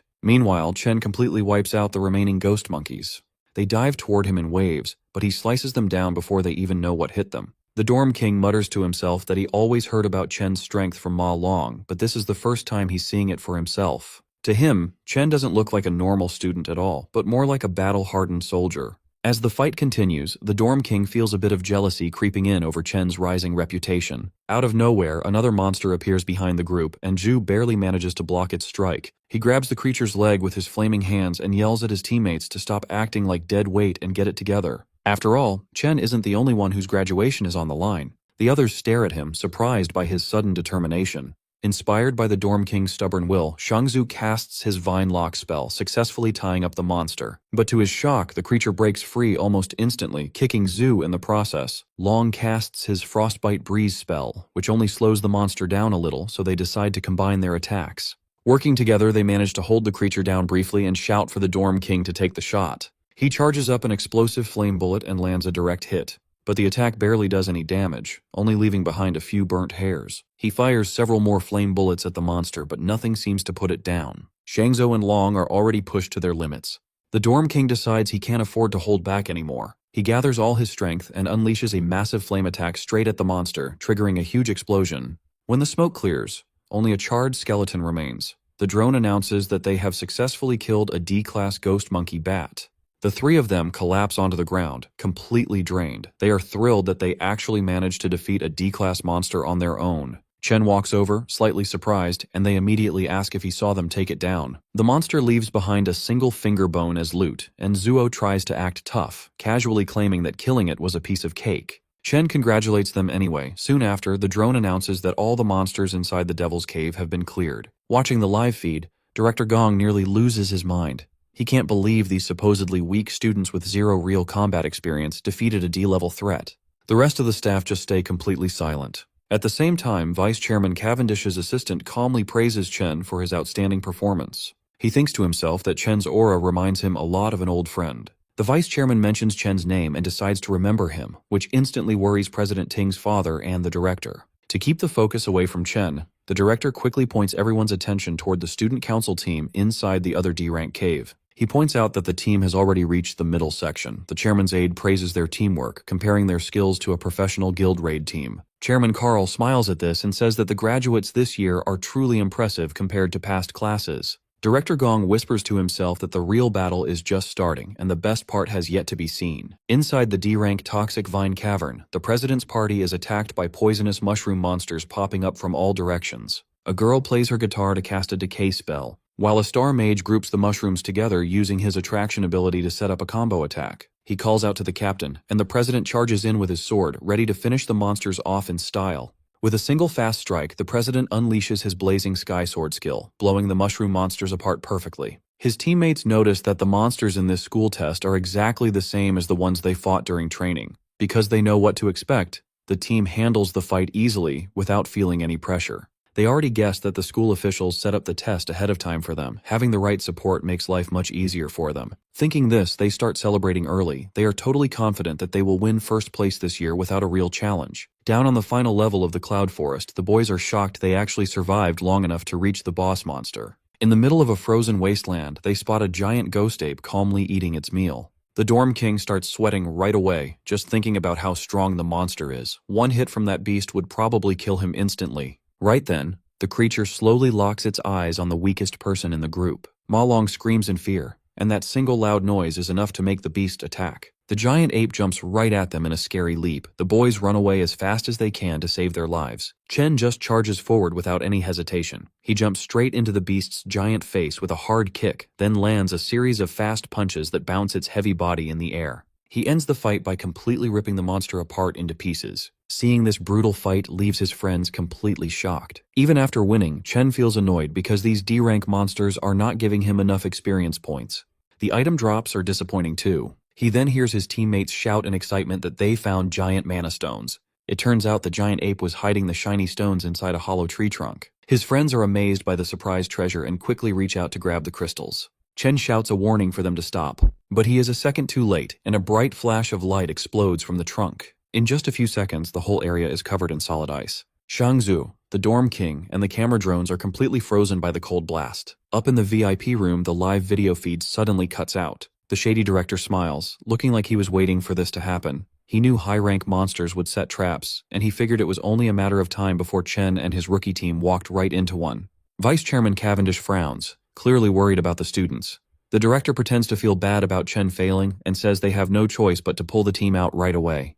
The principal disagrees. He points out that the students are not in any real danger yet, because their wristbands will automatically turn on if their health drops too low and none of them have asked to give up. He believes only the students should have the right to decide when to quit. Down in the dungeon, Ma Long shakes in the freezing cold. Out of everyone in the group, he is the only one who did not get frozen. This is because his character class has a naturally high defense against ice magic. Long hears a scary laugh and spots a skeleton ice monster staring right at him without any mercy. He recognizes it as the Lord of the Lair, remembering it from the Monster Compendium. He recalls that it is a cloud mage capable of easily controlling both offensive and defensive abilities by manipulating ice and snow. He also remembers that this creature, known as the Bone King of Remains, enjoys killing its prey through prolonged torture. Realizing the ice bomb was just a trap, he turns and runs without hesitation. Long knows perfectly well that he can't handle a C-class Lord monster on his own. He rushes toward Chen to free him, but an ice attack strikes his leg before he can reach his friend. The Bone King laughs at his misery, while Long's bracelet sends out a warning that his leg has been completely pierced. The device offers him the option to abandon the exam, but Long refuses to give up. He still tries to thaw Chen out before they lose their only advantage. Suddenly, another ice shard shoots through his arm, stopping him from freeing Chen despite his desperate efforts. The Bone King enjoys watching Long endure unbearable pain, and his bracelet issues another warning about severe damage. It detects that his arm has also been pierced and notes his dangerously high heart rate, offering him the option to quit the exam once again. Instead of giving up, Long thinks back on his past. Throughout his life, he always ran away from his problems the moment things got hard, a habit that left him behind every single time. He remembers how people ignored, bullied, and laughed at him. He and his friends have worked way too hard to reach this point to just quit now. Seeing this as his final chance to change his fate, he gathers the last of his strength, stands up, and finally manages to release Chen. He stands tall just as the Bone King unleashes a relentless barrage of icicles straight toward him. Right as the attack is about to land, Long lets out a loud roar, and Chen finally opens his eyes. The ice block shatters into pieces, and Chen rushes forward, carrying Long away from danger in one swift move. This sudden escape catches the Bone King off guard. Long quickly realizes that Chen managed to break free from the icy prison entirely on his own. Chen thanks Long for trying to help him earlier and immediately asks about his injuries with clear concern. Long replies that the bleeding has stopped for now, so he will survive. He informs Chen that the monster is a cloud type, C-rank lord known as the Bone King, warning him that it is extremely dangerous in combat. He adds that they must avoid getting frozen again at all costs if they want to survive. They turn back and see the Bone King charging up a massive cluster of ice shards. Long is stunned, realizing the monster is about to drop a giant ice nuke on them. In the next instant, the bomb crashes down, covering everything in blinding white. The monster begins to laugh, but suddenly stops when it notices that both boys are still alive after the devastating attack. Chen switches his class to the Doomflame King and activates his Cloud Warrior Frost Body, granting him complete immunity to cold damage. This transformation also boosts all his resistance stats in cold environments, turning the battlefield to his advantage. The Bone King lets out a horrified shriek. Even Long is confused as he watches his friend, who was supposed to be a Volt Assassin, turn into a Cloud-type warrior instead. He wonders if Chen might be one of those rare prodigies who can awaken two different classes at once. Chen simply apologizes for misjudging the situation earlier, admitting that he dragged his friends into a dangerous fight because of his mistake. He then switches classes again, this time into an Abyssal Fiend. Pulling out his Purgatory Warrior sword, he faces the Bone King, fully intending to end the fight right there. His best friend's jaw drops wide open at the sight. Normally, Awakeners are born with just one class they can specialize in, but there is an incredibly rare chance for someone to possess two classes at the same time. These dual-class users are so rare you could count them on one hand. This makes them treasures that every major guild desperately wants to recruit. However, that alone isn't what shocks his friend. Looking closely, he realizes that Chen isn't using just one or two, but three completely different classes.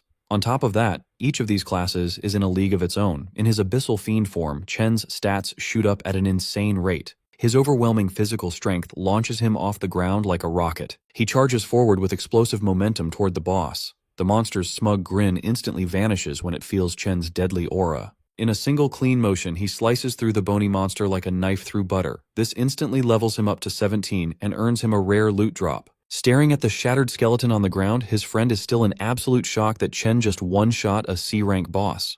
Chen casually reminds him that the rest of their team is still frozen solid in ice. Ma Long suddenly panics, realizing he completely forgot about his other teammates during the entire boss fight. He sprints off to thaw them out before they freeze to death. Once he leaves, Chen notices he has the option to devour the defeated Frostlich King. With no one around to watch, he quickly absorbs the fallen boss and unlocks the Cloud Mage class. Because the boss's ice attack blinded all the cameras and drones in the area, no one outside will find out about his hidden ability either. Then out of nowhere, he gets another surprise notification. His Lightning Assassin class has leveled up as well, allowing him to add a star to boost one of his stats. Meanwhile, over at the D-Rank Zone, Gloomvine Grotto, the Council President's team is getting absolutely overwhelmed. No matter how fiercely they attack, the D-Rank boss proves far too tough for these amateur awakeners. The mage trying to hold the monster down with chains is already on the verge of collapsing. On top of that, the Lightning Archer's arrows feel more like a light massage than actual damage to the boss. The beast easily tosses them around like cheap action figures. The humiliation makes them question if all their combat training and simulations were completely pointless. They have never faced anything even close to this level of power. The mage quickly realizes that the president is their only real hope of winning. Standing far in the back line, the president strikes a dramatic pose. He charges up his ultimate skill while receiving power buffs from the support mages. Once he finally gathers enough energy, he launches himself at the boss with his flaming sword. The blade pierces straight through the monster's core. It then erupts into a storm of flames, melting the creature from the inside out. His teammates erupt in cheers, celebrating the rise of a legend whose name is sure to go down in the history books. The drone nearby announces that their team has cleared a Grade D zone in just over 30 minutes. Completely fired up, his party is fully convinced they secured first place. They believe no other team could possibly beat that time. They eagerly exit the lair, expecting to see their names proudly shining at the top of the rankings. They soon walk through hallways filled with students who gave up and teleported out early. Most of them look completely traumatized, still haunted by the demons they faced for the first time. The president's lackey spots Chen and his squad sitting off to the side. One glance at the exhausted group makes it clear. They must have failed the moment they went inside. The lackey smugly walks over, mocking Chen for failing halfway through after acting so bold earlier. The loyal follower keeps talking, but his boss silences him because the Alliance vice chairman is approaching. The elegant man claps slowly and congratulates the students on their great performance. As he gets closer, the president keeps a calm face, while his followers nearly shake with excitement at standing in front of one of the world's most powerful men. President Ting confidently reaches out for a handshake. However, Mr. Cavendish completely ignores it, walking straight past him without even looking. Embarrassed in public, the president feels his pride shatter. To make matters worse, the vice chairman loudly calls his rival a true legend. He grips Chen's shoulder and announces to everyone that Chen cleared a D-rank dungeon in just 20 minutes. Not even professional teams from his own guild have ever broken a record like that. Both the council president and his lackeys are left completely speechless. They cannot figure out how 4 nobodies beat their 10-man squad's time and actually cleared a D-rank lair. Chen does not even blink. Getting praise from the most powerful man in the country means nothing to him. Still, he wonders why such an important figure personally came to this academy. Carl Cavendish calmly states that he will remember Chen's name very well. Then he turns to Gong Lin, the man who invited him here.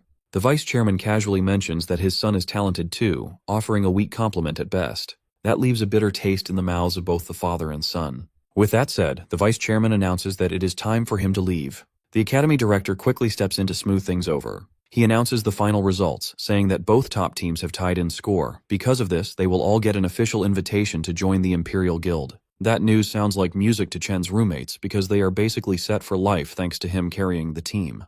President Ting's lackeys celebrate too, but Ting himself is far from happy with this result. The director then adds that the captains will get management roles in the guild for their leadership and the $1 million cash prize will be split evenly between them. Hearing that, both team leaders are visibly surprised. Chen quietly worries that $500,000 will not be enough to pay off his debt. He needs to find another way to earn the rest of the money and keep his promise to the Mithril Exchange Guild. But that worry might not matter because President Ting openly refuses to accept a tie. He boldly declares that a one-on-one duel will decide the true winner, as there can only be one champion. This sudden challenge is so shocking that it catches the attention of the director and even the vice chairman. Alarmed by his nephew's reckless move, the director urgently tries to talk him into accepting the tie. The older man explains that a tie is the best possible result, especially after his earlier embarrassment. The director assumes Chen will reject the pointless duel, but Chen immediately accepts the challenge on one condition: the winner takes the entire $1 million prize. This unexpected twist is interesting enough to make the vice chairman pause and cancel his departure. With that settled, Chen steps forward to face him directly, ready to settle the score once and for all. Sometime later, Qingzhi tells Si Chen he expected him to take first place, but getting a perfect score was beyond his expectations. Seeing Si Chen all over the news, Qingzhi feels his financial support was a wise choice. He offers to cancel Si Chen's 1.5 million debt, calling it an angel investment in his future. Unwilling to accept handouts, Si Chen firmly states that a debt is a debt and must be repaid in full. Si Chen announces he came to discuss two things, which immediately catches Qingzhi's interest. First, Si Chen requests a 1-week extension on his repayment deadline. Because the graduation test ended in a tie, his prize money fell short by 500,000. He reveals his plan to get the rest of the funds, a one-on-one tiebreaker against the other champion, Gong Ting. The duel will happen next week inside a wild devil's cave outside the school. Qingzhi is shocked by this reckless idea, questioning why 2 students would enter a wild dungeon. He warns Si Chen that it is too dangerous without professional training. Unfazed, Si Chen tells him not to worry and promises to win the remaining $500,000. To make up for the extension, Si Chen promises to hand over all the monster materials he gathers from the cave as interest. Seeing Si Chen's lack of fear and clear focus on his debt, Qingzhi sweats in disbelief. He admits to himself that the young man is truly special. Si Chen casually adds that there is a second, more important reason for his visit. With a serious face, Si Chen bluntly states his final piece of news. Whatever he reveals leaves Qingzhi completely shocked, his mouth dropping open in disbelief. Speechless, Qingzhi stands up and stares at Si Chen in stunned silence. Later that afternoon at Qingshui Middle School, Si Chen's younger sister, Si Yun, celebrates the end of her final exams while her classmates complain about the difficult test. Checking her phone, she happily notes the start of her summer vacation. She suddenly remembers that today is also a big day for her brother. His graduation assessment. She looks at her phone's lock screen, which shows a cheerful selfie of her and Si Chen. 4 years ago, an excited Si Chen burst into the room with his admission letter from the National Awakener University, thrilled that he had elemental potential. A younger Si Yun excitedly asked if he was going to become an awakener like their parents. Full of hope, Si Chen promised to join a top guild, make money, and give her a better life. He also believed that gaining power would let him find the truth behind their parents' disappearance. Si Yun cheered him on, confident her brother would become a strong awakener. In a more recent memory, a sad Si Chen sat at his desk. He worried that he was already a senior and still hadn't awakened his powers, while Si Yun watched him. Noticing her worry, he quickly tried to hide his sadness. Forcing a smile, he told her everything was fine and he just needed to work harder. Si Yun reflects on her brother's journey. Despite working harder than anyone, he was the only student who failed to awaken. She realizes how lonely he must have felt watching his peers succeed, all while hiding his pain to protect her. Her classmate, Zhu Tong, runs up and greets her. Zhu Tong asks if Si Yun has heard the latest news. She reveals that the National Awakener University produced 2 genius graduates this year. Zhu Tong explains that both graduates led their teams to perfect scores and were praised by the vice chairman of the Guild Alliance, making their county famous. Zhu Tong remembers that Si Yun's brother goes to that university and asks about him. Si Yun hesitates, feeling sad about the question. Before she can answer, a pink-haired student interrupts them with a flirty greeting. The boy, school idol Jin Duoxin, smugly tells Si Yun he booked a private room and asks if she is free to join him tonight. Zhu Tong is shocked, asking since when Si Yun knew the school idol. Si Yun just looks very annoyed. Without saying a word to him, Si Yun turns and runs down the hallway as fast as she can. A confused Zhu Tong wonders why her friend is running away, while Jin Duoxin watches her leave. Sprinting home, Si Yun imagines her brother crying in failure while his peers celebrate. Desperate to comfort him, she decides to prepare a big feast to cheer him up. Later that night at their apartment, Si Yun prepares a huge, delicious spread of food with a hot pot and many side dishes. Si Chen is amazed by the feast, asking his sister how she made so much food so quickly. As Si Chen happily eats, Si Yun watches him quietly, full of concern. On the TV, the news broadcasts a report on the graduation test at the National Awakener University. Si Chen continues to enjoy his meal while the news details the visit of Vice Chairman Carl. Seeing him act so cheerful, Si Yun assumes he is just faking it to hide his failure. The news reports a rare dual champion event where 2 students got perfect scores.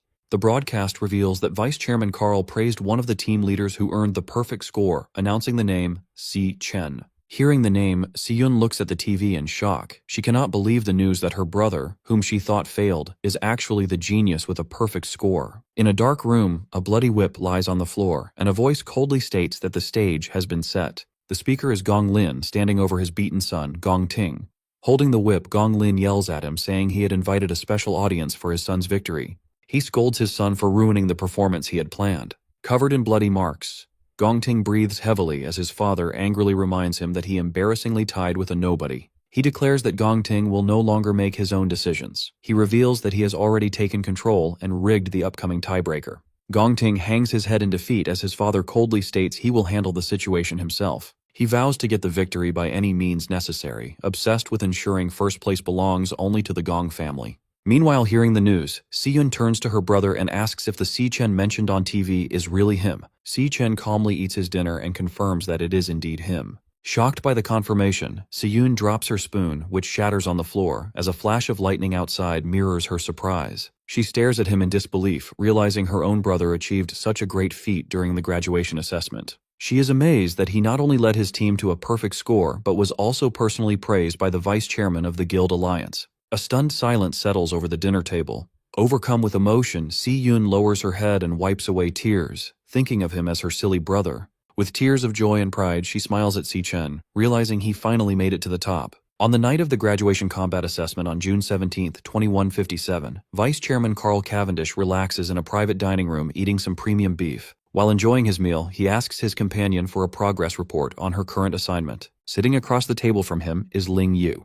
She hands over a black folder with top-secret files on a subject called the Devourer. She informs Carl that the target left no traces over the past year and warns that their surveillance might be discovered. Unbothered by the warning, Carl praises her work and tells her to eat first. Ling Yu hesitates, mentioning she has one more piece of information to share. She reveals she noticed a highly suspicious individual who recently contacted Carl, which immediately grabs his attention. She explains that the rapid rate of this person's power increase is completely abnormal. Inside the Devil Tower, a shirtless Si-chen crackles with golden electricity. He reflects that he has spent over half a month on the first floor, taking out nearly every monster. He has fully adapted to the floor's 10 times gravity. His system interface shows his Lightning Assassin class at level 17, with heavily boosted stats. After the graduation battle, his Lightning Assassin class reached 100% proficiency and rewarded him with an attribute point. This confirms that actively using a class increases its proficiency. Surrounded by the glowing avatars of his 4 classes, Si-chen realizes none of them have reached their maximum limit yet. He puts his new point into speed, the most important stat for an assassin. The multiplier boosts his speed to 740, equal to an A-rank assassin. Even with this massive speed increase, he finds himself in a tense standoff against a pack of glowing purple phantom lionesses. His main problem is the floor's lord, a massive phantom lion king, which he has been unable to hit. As 2 lionesses lunge at him, Si-chen activates his Divine Flash skill, transforming into golden lightning to meet them. He notices the Lion King's strange abilities. Whenever he finds an opening to strike, the creature instantly vanishes before the attack lands. He analyzes the pack's combat patterns. They adjust their positions rapidly, but 2 lionesses always fight in close combat while 2 stay on standby. The Lion King also constantly maintains a safe distance from him. Si-chen narrows his eyes in frustration, realizing the Lord refuses to fight directly. Staring down the massive beast, Si-chen wonders what kind of combat class this evasive Lion King possesses. As a phantom lioness charges, Si-chen counters and thrusts a powerful bolt of lightning directly into its mouth. Just as he is about to land a fatal blow, the creature vanishes in a flash of pink light, leaving him frustrated. He figures out this teleportation ability isn't limited to the Lord. The lionesses also vanish when he tries to finish them off. A spatial portal opens, allowing the targeted lioness to safely reappear next to the Lion King. The pack's strategy becomes clear. The moment he pauses, another lioness lunges forward to bait his attacks. Determined to break their coordination, Si-chen channels Golden Lightning and unleashes a rapid flurry of slashes. However, the beasts keep vanishing before his blades connect. The pack strictly maintains its formation, teleporting back to the Lion King whenever they are in danger. The lionesses force Si-chen to constantly block their glowing claws. Every strike from Si-chen meets the same result, as the lionesses vanish to evade damage. They flawlessly rotate attackers through the portals, keeping a fresh beast on the assault. Si-chen continues to strike the lunging beasts, but the cycle persists as they vanish at the exact moment of impact. The lionesses continue their endless loop of attacks, forcing Si-chen into an exhausting battle. Sweating from the relentless pace, Si-chen glares at the Lion King, realizing the Lord is purposely dragging out the fight to toy with him. Leaping into the air to evade a beast, he wonders why he is stubbornly trying to beat teleporting enemies using only speed. Deciding on a new tactic, Si-chen opens his system interface and initiates a class switch, enveloping himself in freezing blue energy. As ice forms over his body like armor, he reasons that if the Lion King avoids direct combat, he doesn't need to use a close combat class. The transformation turns his hair white and his eyes glowing blue. He resolves to use the mage class to shut down the beast's evasive tactics. The system confirms his class switch to the level 17 Cloud Mage, Frostbone Skeleton King. Standing tall with an icy crown, Si Chen prepares to use his area of effect spells to control the battlefield. Now in his level 17 Cloud Mage class, Frostbone Skeleton King, Si Chen floats high above the battlefield and unleashes a wide-scale spell called Frost Spike. A heavy barrage of ice spikes rains down, causing massive explosions that force the Phantom Lionesses to scatter and retreat. Observing the chaos from above, Si Chen notes that while mages might be weak in close combat, their long-range attacks allow them to completely dominate the battlefield. He targets the Lion King with a concentrated shower of falling ice spikes. Just as the attack is about to hit, the beast uses its spatial ability to vanish. The Lion King emerges from a portal a safe distance away, easily dodging the strike. As the Lion King regroups with the other lionesses, a massive, swirling vortex of icy energy suddenly surrounds them, trapping the entire pack. Si Chen notes that by forcing the beast into his kill zone, he has stopped their hit-and-run tactics. Sensing danger from above, the panicked Lion King looks up to see Si Chen creating a giant sphere of freezing energy called a Frost Blast Bomb. Si Chen coldly states that there is nowhere left for them to hide, leaving the shocked Lion King to let out a desperate roar. Si Chen throws the massive ice bomb downward, detonating upon hitting the ground. The impact covers the entire area in a blinding flash of white light and freezing energy. When the light clears, the devastating power of the spell is shown, leaving the Lion King and its pack frozen solid within jagged pillars of ice. With his targets completely trapped, Si Chen does a rapid class switch, summoning a glowing pink sword into his hand. His eyes glow blue as he confidently declares that the battle on the Dreadspire's first floor is finally over. Using his Stellar Warrior class, Si Chen leaps toward the frozen targets and unleashes a heavy downward strike called Triple Cataclysm. The energy blade easily slices through the trapped lionesses, shattering their icy prisons and cutting them down in one sweep. The defeated beasts dissolve into dark mist, leaving Si Chen standing victorious beside the fallen Lion King. The system confirms his victory. His alias, Ash C, levels up to 24, and he is rewarded with several Phantomane bones and a rare heart. A new prompt appears over the defeated Lion King, showing the boss monster is ready to be devoured. Si Chen stands over the dead beast, gathering a bright light in his hand as he starts the absorption process. His eyes glow red as he focuses his energy on the body, wanting to find out what evasive class the monster used against him. Activating his absorber ability, Si Chen pulls a swirling vortex of dark red energy from the fallen beast into his fist. The energy forms a new system card in his palm, revealing the Lion King's Stellar Tamer class. The card explains its annoying abilities, forcing contracts with other beasts and instantly teleporting them across the battlefield. Examining the Stellar Tamer card, Si Chen reflects that he has never seen a class like this before. This discovery helps him understand why the boss avoided direct combat. He figures out that the Lion King's base stats were simply too weak, forcing it to hide behind its teleporting minions. Reading the card's skills, Si Chen admits that the Stellar Warp teleportation ability is incredibly powerful. He also finds the Stellar Pact ability interesting, though it relies heavily on intimidating the target into submitting. He realizes that to get a contracted beast of his own, he will need to use a very aggressive and terrifying approach. Suddenly, the starry void around him shatters into blinding light, catching him off guard as the environment changes drastically. The illusion breaks completely, revealing the Dreadspire's true first floor, a vast, hot desert of rolling sand dunes. Looking at the barren wasteland and giant skeletons scattered across the sand, Si Chen wonders what disaster caused such destruction. A crackling sound draws his attention to a nearby dune. A vertical rift expands into a fiery portal, signaling that the gateway to the second floor is officially open. Just as he prepares to move, a hostile glare and low growl from the shadows behind him make him quickly turn around. He traces the glowing pink eyes to a large ribcage buried in the sand. Hiding inside is a fluffy lion cub, fiercely growling despite being bound by magical chains. Si Chen is genuinely surprised to find that one little lion managed to survive the battle. Assuming it is the final remaining enemy, he forms a lightning dagger in his hand and prepares to finish the job. As he approaches the hiding cub, he realizes a crucial detail. Since the cub didn't disappear when the Lion King died, it must not be one of the boss's contracted minions. Looking closer at the chains wrapped tightly around the small creature, Si Chen wonders if the Lion King had kept the cub imprisoned there against its will. Staring down at the bound cub, Si Chen gives an intimidating glare, leaving the tiny creature completely terrified. Instead of attacking the cub, Si Chen quickly swings his dagger to shatter the magical chains holding it captive. Freed from its bindings, the little lion falls safely onto the sand. Si Chen turns away, calmly stating that he is giving the cub its freedom back. As he prepares to leave, Si Chen asks the cub if this ruined place used to be its home. The tiny lion shakes off the dust as it watches him. With a sympathetic look, Si Chen reflects on the tragedy of watching loved ones die and seeing everything you care about destroyed. The cub stares at him as Si-Chen admits he knows exactly what that pain feels like. Walking toward the portal, Si-Chen advises the cub to stay alive and keep moving forward, announcing it is time for him to head to the next floor. Suddenly, a glowing system interface appears beside his face showing a beast contract request. Since the beast started it voluntarily, the success rate is 100%. The contract also unlocks 2 passive skills, sharing experience to boost stats, and letting Si-Chen see through the beast's eyes if it is in danger. Si-Chen stops and looks back, genuinely surprised by the unexpected prompt. The white cub sits on the sand, looking up at him as the system identifies it as Lion King Leo and asks if Si-Chen accepts the creature's request to become his contracted beast. Si-Chen looked at the small lion cub, Lion King Leo, asking if it truly wanted to accompany him. The cub answered with a resolute roar. Standing before the fiery portal, Si-Chen explained his plan to ascend the Dread Spire, warning that the monsters would only grow more dangerous. He cautioned the cub that it could die, asking for final confirmation. Leo responded with another fierce roar. Seeing the cub's resolve, Si-Chen accepted its decision. Their eyes glowed with a bright pink pentagram. The system announced that the contract was accepted, officially establishing their pact.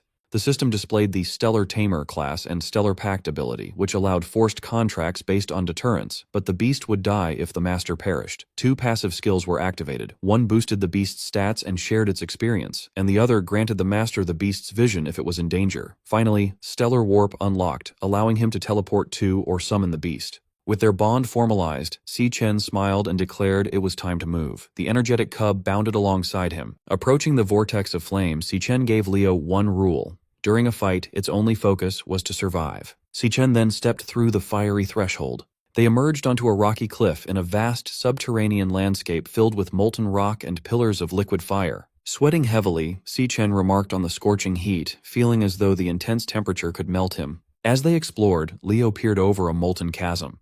Si-Chen admitted he had no idea what to expect, but a disturbance near the lava suddenly startled the cub. A blinding light erupted. Si-Chen's instincts flared, his eyes glowing red as he instantly sensed a massive threat. Before he could brace himself, a devastatingly fast attack blasted straight through his chest. Si-Chen bolted upright in bed in the real world, gasping and clutching his chest. He realized he had been instantly killed before seeing his attacker, baffled by its nightmare-level power. Still trembling from the phantom shock of death, he wondered what kind of monster lived on the tower's 2nd floor. His dread was interrupted when his sister, Si-Yun, called from outside his door that breakfast was ready. At the table, Si-Chen stared at a lavish breakfast of ramen and fresh fruit. He told Si-Yun, who was packing her bag, that she had made too much food. Munching on toast, Si-Yun instructed him to wash the dishes and reminded him to hang the laundry later. Watching her put on her sneakers, Si-Chen asked where she was rushing off to on her summer break. She replied she was heading to a summer job. Concerned, Si-Chen reminded her that he was handling their finances and she didn't need to work. Si-Yun smiled, explaining that with his recent success, she refused to be left behind. She added that doing nothing all summer sounded terrible, then cheerfully reminded him to do his chores and left. Following his sister's instructions, Si-Chen washed the dishes and hung the wet laundry in the living room. Finishing his chores, he reflected that his sister had always been like this. Looking at a framed photo of them, he admired how tough and unshakable she remained. Ironically, even though she wasn't an adult, he often felt she was the one looking after him. His thoughts darkened toward his looming responsibilities. Once his school affairs were settled, he had to confront the Demon King Wrath. This battle would keep him away from Si-Yun for a long time. Recalling her smile, he admitted she was the only person he couldn't stop worrying about. Suddenly, an idea struck him. Pressing his fingers to his temple, he wondered if a certain experiment might work. His eyes glowed pink as he channeled his abilities. A portal materialized, and Lion King Leo tumbled out, landing safely in the room. Si-Chen stared in disbelief. He was amazed he could pull his contracted beast out of the Dread Spire and into the real world. The energetic cub quickly made itself at home, darting around the living room and playfully shredding tissues. Looking at his system interface, Si-Chen formed a plan. He could command Leo to protect his sister during his absence. Thanks to his passive skills, if she was in danger, he would share the beast's vision and teleport to her rescue. Knowing Si-Yun adored animals, he recalled her happily petting strays. Watching his beast, Si-Chen smiled, confident that gifting her a little lion cub was a perfect idea. A loud crash from the kitchen interrupted his thoughts.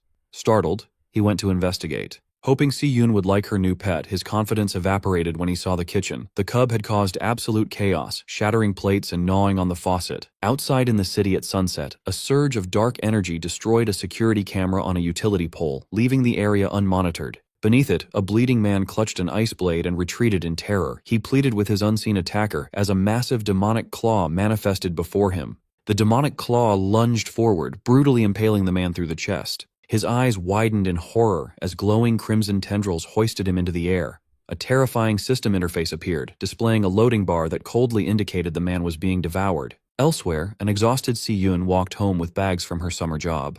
She sighed in relief, her feet destroyed from the bubble tea summer rush. Her route took her into a dim underpass. Unbeknownst to her, she walked directly beneath the recently destroyed security camera. As her footsteps echoed, a sudden presence made her stop. She turned in surprise as someone from the shadows coldly announced that she was finally there. Waiting in the dark underpass, Jin Duoxin holds a large bouquet of red roses, showing he has been waiting a long time for her. He steps into her path to offer the flowers. He mentions she left school too fast to hear his invitation, adding that he booked the entire top floor of Purple Peak Tower for them tonight. Looking at the flowers, Si-Yun asks how he knows her address.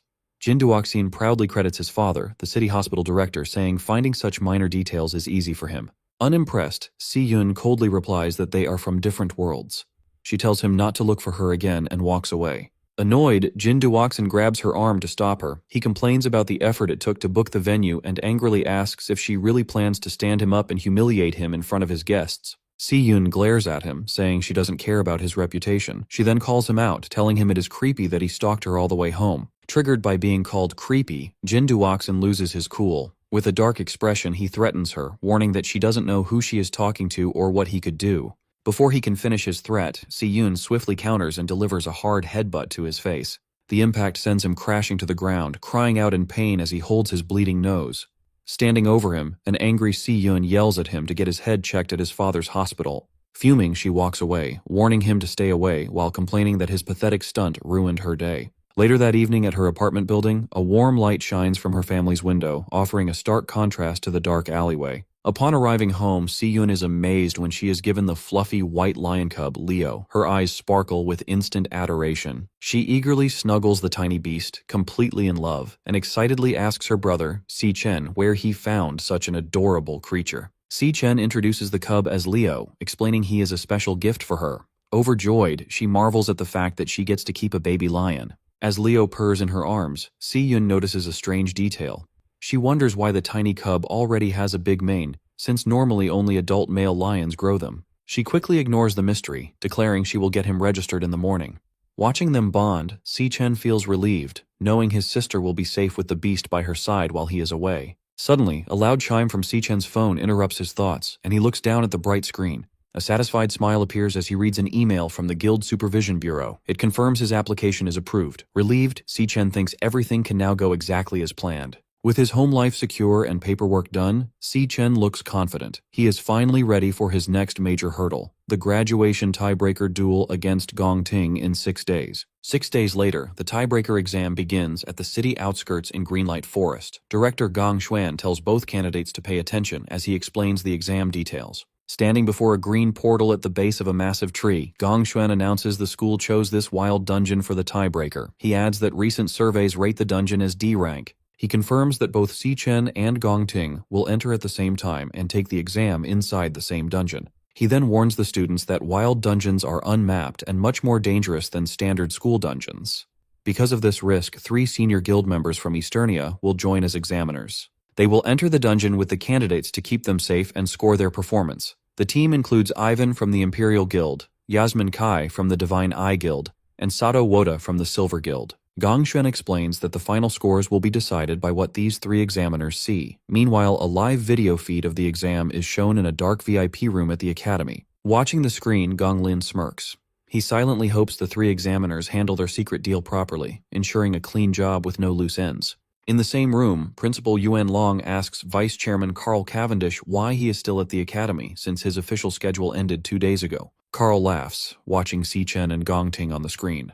He replies that nothing is more interesting than this event, admitting he hasn't seen 2 real prodigies fight in years and refuses to miss it. Pointing toward the green portal, Director Gong Xuan loudly declares the official start of the graduation tiebreaker exam.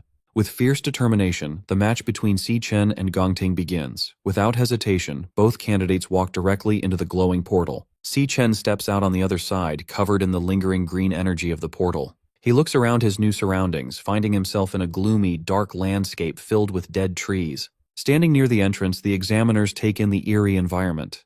Yasmin notes it looks like a flower-type dungeon. Beside her, Yvonne offers a cigarette to Sato, who shushes him, reminding him they are working and the camera drone is recording. Suddenly, a loud buzzing sound echoes in Si Chen's mind. He looks in shock as a bright red flashing hologram projects from his chest, painting his face in a red glow. The system flashes a large alert, warning him that a highly dangerous creature is nearby.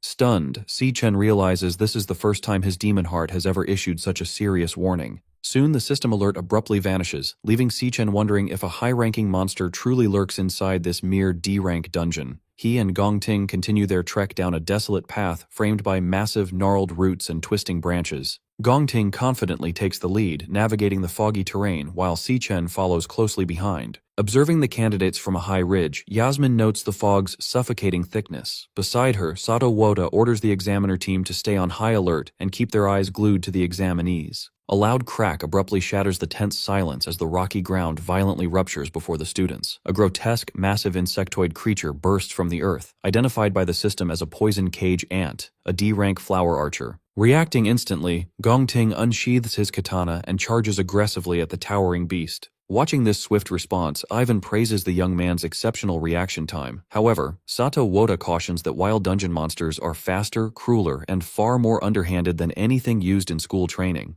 The poison cage ant initiates its attack by firing a toxic volley of glowing green projectiles, but Gong Ting agilely deflects every strike with his swift blade. With a fluid, powerful motion, Gong Ting leaps into the air and slices the monstrous insect cleanly in half. As the ant's severed upper torso crashes heavily to the ground, Gong Ting's blade flares with intense golden energy before he thrusts it straight through the fallen creature. Channeling his nuclear warrior class, Gong Ting executes a devastating blazeblade barrage, obliterating the monster in a massive, fiery explosion. Observing from the high ridge, Yasmin projects a glowing green 10 from her wrist device. She awards Gong Ting a perfect score for his field response, commending his instant reaction and effortless neutralization of the monster's ranged attacks. Yvonne also displays a perfect 10, praising Gong Ting's combat logic. He notes that severing the venom-launching organ immediately has effectively stripped the beast of its fighting capability. Sato Woda proudly holds up his own 10, awarding top marks for finishing power due to Gong Ting's unhesitating, clean, and decisive kill. As Gong Ting calmly holds his glowing sword, the examiners marvel at his surgical positioning, crowd control, and execution. They agree that maintaining such ice-cold composure against a wild monster is truly exceptional for a student. Sato Woda then directs their attention to Si Chen, who is casually wandering away with his hands in his pockets. Sato heavily criticizes his lack of reaction when the monster appeared, dismissing this apparent disinterest as a complete failure.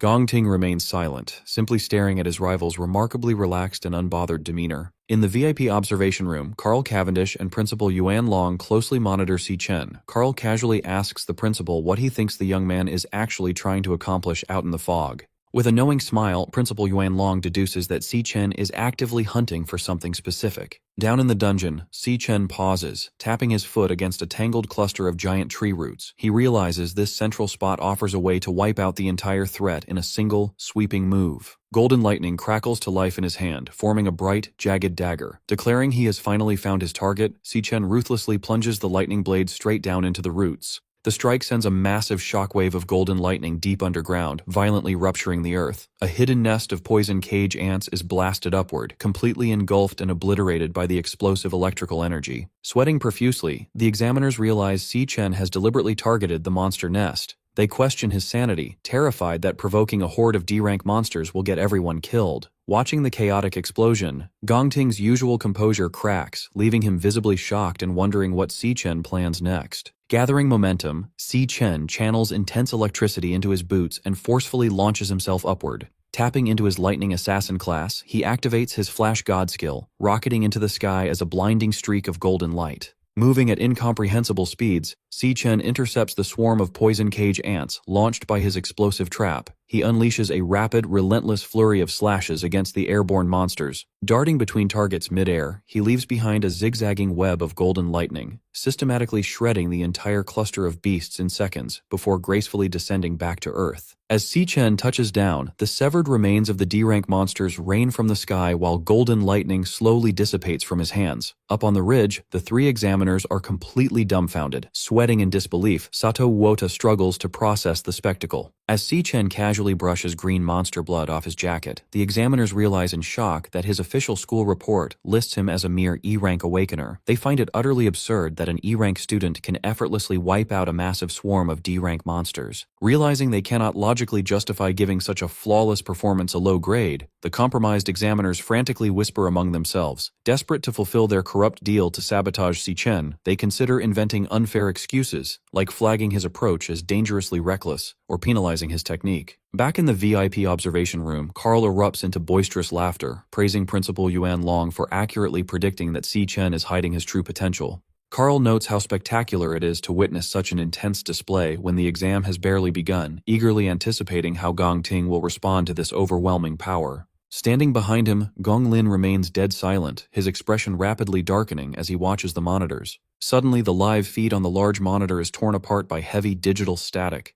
The image glitches wildly before going entirely blank, replaced by a stark red warning indicating a lost signal. Principal Yuan Long furrows his brow, staring at the dead monitor and questioning aloud why the transmission is cutting out yet again. Outside the dungeon entrance, rapid warning beeps blare from the monitoring equipment. A technician frantically types at his console as the system flashes a critical alert regarding a severe signal anomaly. The diagnostic screen shows the dungeon's official D-rank classification violently glitching into an unreadable question mark. Simultaneously, internal communication signal strength crashes to absolute zero. The technician stares at the corrupted data in pure shock. Director Gongshuan breaks into a cold sweat, demanding to know what catastrophic event is happening inside the dungeon. Their panic peaks when the portal's swirling green energy suddenly dissipates. The glowing threshold vanishes entirely, leaving nothing but an ordinary empty cave opening that effectively traps the candidates inside. Deep within the isolated dungeon, a sinister, ethereal melody begins echoing through the gloom, physically manifesting as floating, glowing pink and green musical notes.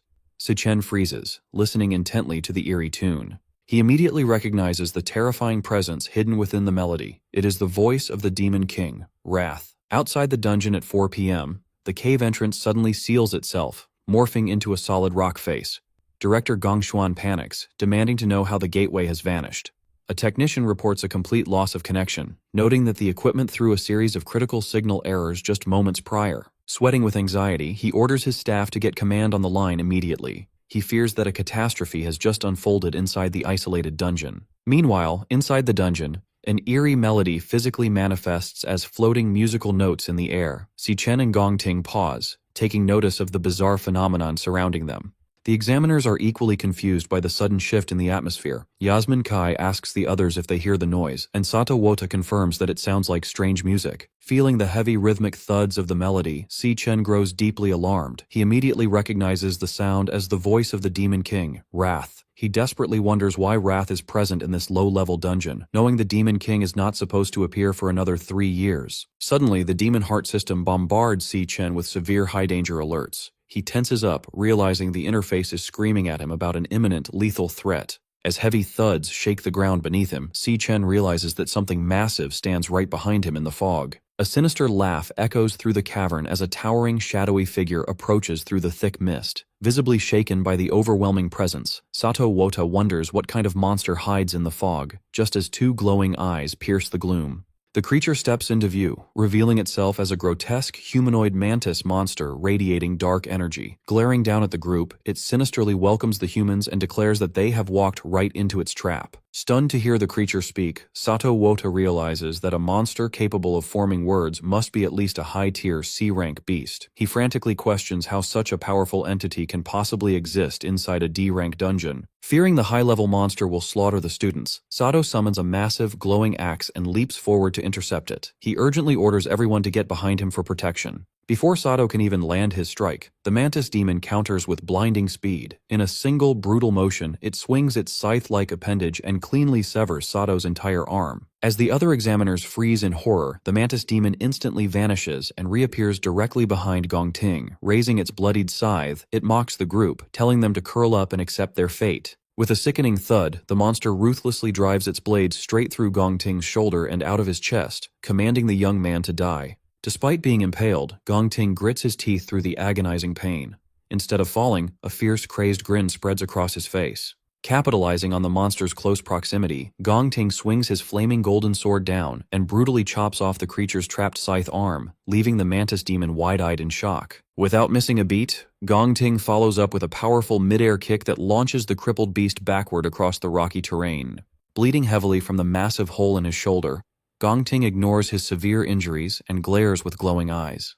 He declares that since the Overlord drew first blood, the kill belongs to him under the principle of combat priority. He fiercely warns Si Chen not to dare interfere in the fight. Si Chen watches the monster intently, his eyes glowing green as he uses his abilities to assess the creature's true power. The system interface updates the mantis demon's classification, confirming to everyone that it is actually a highly dangerous C-rank high-tier beast. Seeing the massive hole in Gong Ting's shoulder, Yasmin Kai urgently yells at him to get medical treatment. She pleads with him to suspend the exam and let them pull him out, warning that the monster is completely out of his league. Gong Ting flatly refuses. Gathering intense fire magic in his hand, he completely rejects the idea of giving up. Si Chen watches in shock as Gong Ting presses his burning hand directly against his bleeding chest, using the raw heat of his own flames to painfully cauterize the severe wound. Pushing through the agonizing pain, Gong Ting fiercely declares that the fight does not end until one of them is dead. Without hesitation, Gong Ting leaps high into the air and brings his flaming sword down toward the crippled mantis demon to continue his assault.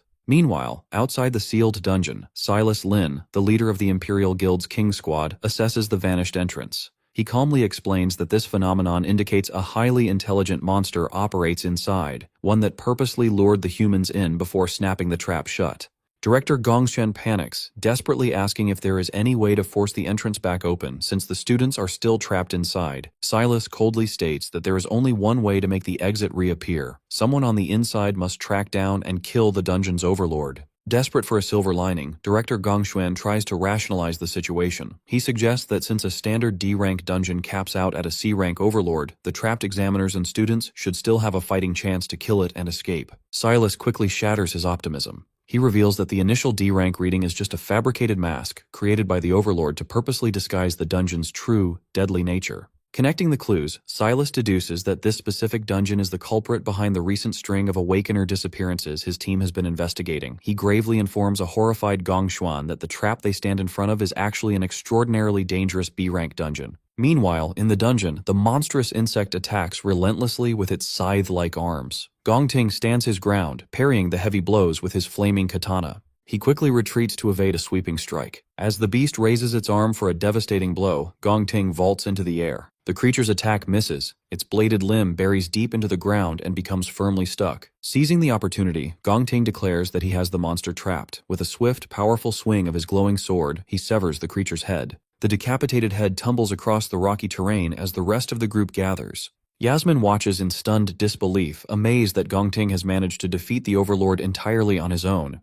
She admits that his strength is genuinely formidable. Nearby, Ivan channels a green healing aura into Sato Wota's injured arm, asking if he is recovering. Sweating, Sato expresses his gratitude for the timely intervention. However, Sato's relief vanishes as he checks his smartwatch. He alerts the others in a panic that his device has lost its signal, leaving them completely isolated. Yasmin and Ivan immediately check their own gear. Yasmin confirms her connection is gone, while Ivan grimly notes that every signal, including their compass positioning system, is completely dead. Sato panics, demanding to know when the camera drones went offline. Gong Ting looks back at him in confusion. Suddenly, the headless mantis monster stands back up. Without warning, the decapitated creature lunges straight at a shocked Gong Ting. Si Chen instantly intervenes, unleashing a flurry of golden lightning strikes that slice the creature into pieces. The system confirms the kill, awarding him experience points. Still reeling, Gong Ting demands to know how the monster kept moving after he cleanly chopped off its head. Si Chen calmly explains that the mantis was never the true overlord. It has been hypnotized the entire time, allowing its body to fight even after death. He urgently orders the examiners and Gong Ting to leave the dungeon immediately, warning that any of them could be the next target.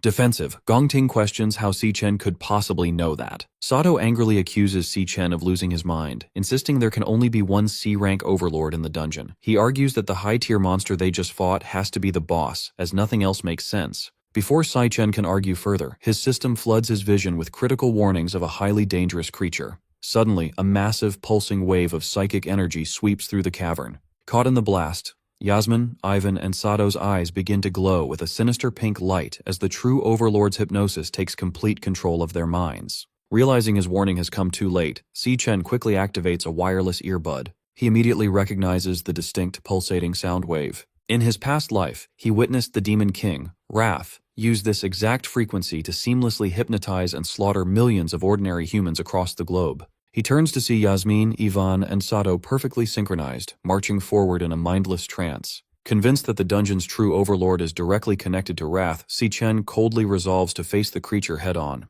As he follows the hypnotized examiners deeper into the dark cavern, Si Chen's system continuously bombards him with warnings about highly dangerous creatures ahead. The group soon arrives at a massive, eerie lair filled with glowing green egg sacs, where towering dark serpents guard a central, cloth-draped figure. Si Chen remains completely unaffected by the monster's alpha frequency thanks to the counter-frequency audio track playing in his earbud, a precaution he prepared specifically for Wrath. However, knowing the unprotected examiners could drop dead from the mental strain at any second, he decides to kill the overlord immediately. The sinister entity senses their arrival, its voice echoing through the cavern as it hungers for their fresh flesh. Si Chen glares back coldly, ready to fight. In a flashback to years ago, an exhausted and bloody young Gong Ting stands over his brother Gong Cheng after brutally beating him with a broken wooden stick. Watching the violent scene, their father, Gong Lin, coldly congratulates 8-year-old Gong Ting on his victory. Sitting comfortably at a fancy dining table, Gong Lin explains the family's harsh rules.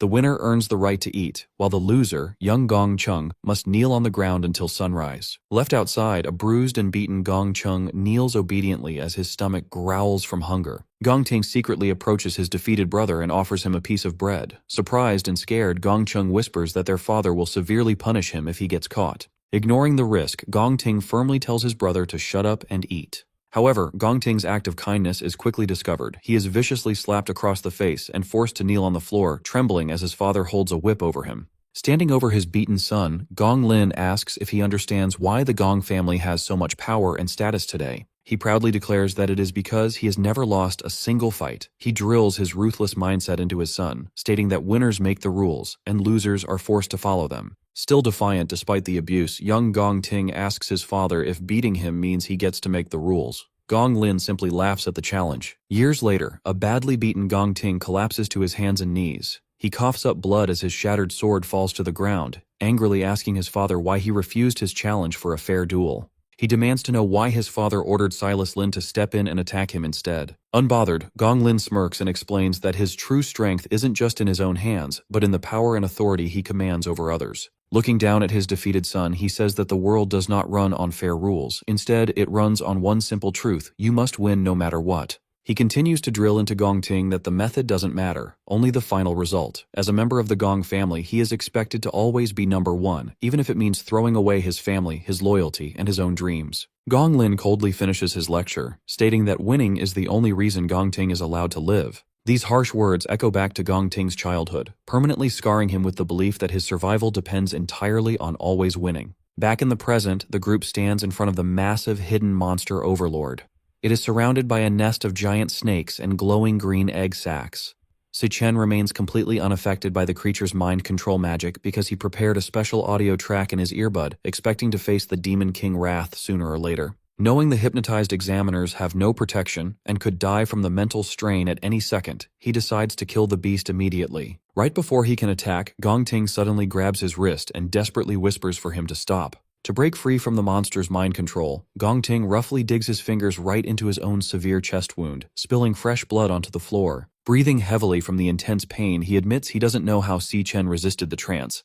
He explains that hurting himself is his own way of keeping his mind clear. He urgently warns Si Chen that a reckless attack will give away their position and get everyone killed. Sweating heavily, he points out the countless glowing eggs surrounding the monster's throne. He explains that if they trigger the nest, they will be swarmed by dozens of C-rank monsters, making survival impossible. Looking at the trap, he realizes the smart overlord disguised its home as a weak dungeon to lure in and kill unsuspecting awakeners. Because of this trick, he is sure the monster will eventually come to them on its own. He suggests a new plan. They should play along and stay still. The second the overlord gets close enough, they will launch a surprise attack and kill it together. Si Chen looks a bit impressed, admitting he didn't expect Gong Ting to think so clearly and logically under pressure. Despite the compliment, Si Chen completely rejects the plan. He warns Gong Ting that waiting won't work because this specific monster doesn't even need to move to kill them. He explains that the overlord doesn't need to attack them physically.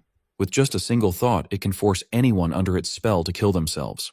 Just as he says this, the hypnotized examiners prepare to end their own lives. Sato pulls out a saw, Yasmin points her gun at her head, and Ivan begins choking himself. Acting instantly, Si-Chen uses his lightning speed to strike all three examiners, knocking them safely unconscious before they can hurt themselves. The sudden movement catches the Overlord's attention.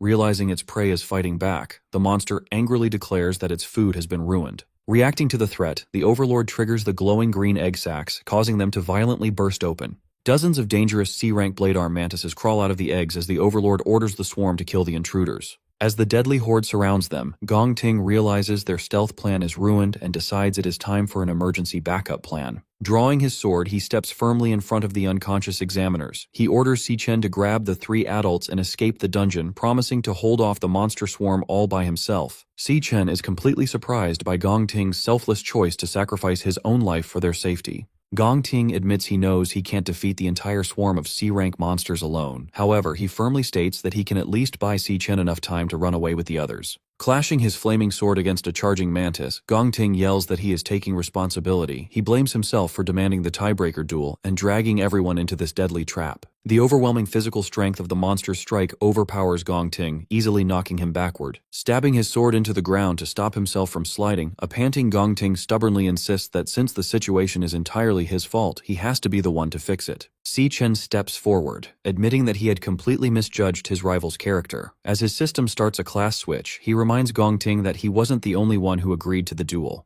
Fully transforming into his level 24 Lightning Assassin class, Si-Chen summons a glowing blade of golden electricity. Surrounded by the swarm of mantis demons and the giant overlord's buzzing aura, Si-Chen channels his golden lightning and confidently announces that he has a plan. Bleeding heavily, Gong Ting quickly rejects the idea of fighting. He warns Si-Chen that the Overlord's power is on a whole different level, guessing the monster is at least a B rank, or maybe even an A rank threat. He urgently tells Si-Chen to grab the unconscious examiners and run, insisting that running away is their only real choice. Si-Chen agrees that the monster is a nightmare, but he points out a huge problem with that plan since the dungeon gates are locked down. He explains that if the exit was still open, the Imperial Guild's rescue teams would have already rushed in to save them. Gong Ting is completely shocked to hear that they are trapped inside. Si-Chen closely watches the silent overlord, trying to figure out how to handle the deadly situation. He figures that if the creature is really an A-rank monster, its combat power must be close to the Phantom Mane Lion King he fought back in the Dreadspire. Suddenly, the swarm attacks. A mantis demon jumps forward, but Si-Chen easily blocks its heavy scythe using his lightning dagger. Another mantis dives in from above, making Gong Ting panic and shout for Si-Chen to watch out. Before the monster can land a hit, Si-Chen and Gong Ting swing their glowing blades perfectly together, each cutting down an attacking mantis demon in a flash. A moment later, a huge swarm of mantis demons screeches and charges right at them. Holding his bleeding chest, Gong Ting grits his teeth, realizing that with so many monsters coming at them, it is only a matter of time before they are completely overwhelmed. Ignoring the terrible odds, Si-Chen focuses his energy. Tapping into his Lightning Assassin class, he forms several crackling blades of electricity in his hand. With a quick move, he shoots out a wave of golden lightning blades, piercing right through several charging beasts all at once. Not stopping there, he activates his Flash God skill. Moving at blinding speed, he rushes straight into the swarm, easily cutting off the heads of multiple monsters in a single dash. Gong Ting watches this crazy show of power in total disbelief, thinking it should be impossible. He knows that the assassin class naturally has very weak base strength, making them almost useless against large groups of enemies. Yet, he watches as Si-Chen perfectly dodges a massive scythe swing. Gong Ting then notices that every single one of Si-Chen's strikes perfectly hits a weak point. He realizes that Si-Chen is completely making up for his class's lack of raw power by using pure speed and perfect technique. Staring at the blurry afterimages, Gong Ting is amazed by just how fast Si-Chen is moving. As Si-Chen kills the rest of the swarm in a storm of lightning slashes, Gong Ting figures out that his rival's speed is easily at an A-rank level, if not higher. Inspired by Si-Chen's amazing skills, Gong Ting grips his glowing sword with new energy, realizing they might actually live through this fight. Annoyed by how stubborn they are, the Overlord steps in. It charges up a massive wave of dark pink energy, starting a powerful boost. The dark energy flows over the remaining mantis demons, greatly increasing their strength and energy. The Overlord angrily orders the powered-up swarm to chop Si-Chen to pieces right away. Si-Chen stands ready with his electric blades glowing bright. One of the buffed mantises tries to crush him, but Si Chen easily jumps over the attack and slices the monster to pieces in mid-air. Seeing the fight get even wilder, a fierce Gong Ting yells out, telling him to hold on as he gets his own blade ready. Si Chen pushes himself to his limits, unleashing a non-stop storm of golden slashes against the supercharged swarm. Suddenly, a mantis demon appears right behind him. Relying on his crazy speed, Si Chen vanishes just in time to dodge the deadly strike. He reappears and instantly fights back with a rapid storm of close-range slashes, but his attacks fail to cut through the creature's tough new armor. The angry mantis hits back with a heavy blow. Si Chen blocks the strike but gets pushed far back by the sheer force of the hit. Panting heavily, he realizes that the Overlord's boost has pushed every single stat of these monsters right into the B-rank level. He notes that their shells have become as tough as solid iron, making it impossible to easily stab their weak spots, so he figures they need a way to completely break the armor first. Behind him, Gong Ting shouts his thanks, knowing Si Chen has bought him the time he needs. Abandoning his speed, stamina, and elemental control without hesitation, he pours every remaining ounce of power into pure strength. Flames erupt around his sword in a massive exploding pillar, Leah. Later that evening in the rental apartment, Ju Tong arrives with bags of groceries and apologizes for taking so long to buy the drinks. Si Yun, with Leo resting on her shoulder, tells her not to worry since her brother is not back yet anyway. Ju Tong is surprised to hear that he is still out. Ju Tong asks if Si Yun's brother knows she passed the Art Academy exam. Si Yun replies that she has not told him yet, but she did let him know she had huge news to share. Figuring he is just running late, she suggests they start without him. Just then, Si Yun holds up an empty jar and realizes they have run out of garlic sauce. She tells Ju Tong to wait at the apartment while she and Leo make a quick run to the store, adding that she will grab some snacks so they can celebrate properly. Shortly after, Si Yun finishes her shopping at a local convenience store and heads back outside. As they walk, Leo happily eats some food while hiding inside her backpack. Si Yun smiles and calls him a little angel for being so quiet the entire time. She warmly praises the cub for being a good boy and promises to buy him cookies next time. Without Si Yun knowing, she is being watched from a nearby alley. A man standing with a hooded partner holds a picture of her and reports over his radio that he has found their target. He then asks if they should attack. A voice over the radio tells him to wait and follow her until she is out of range of the street cameras. The man confirms the order and keeps watching. As Si Yun walks home, the sound of heavy footsteps follows closely behind her. The stalkers match her pace and start to close the distance. Knowing that the men have been following her since she left the store, Si Yun wonders what exactly they want from her. Hidden inside her backpack, Leo lets out a warning growl. Si Yun gently holds him and asks the cub if he senses the danger too. She whispers for Leo to stay hidden inside.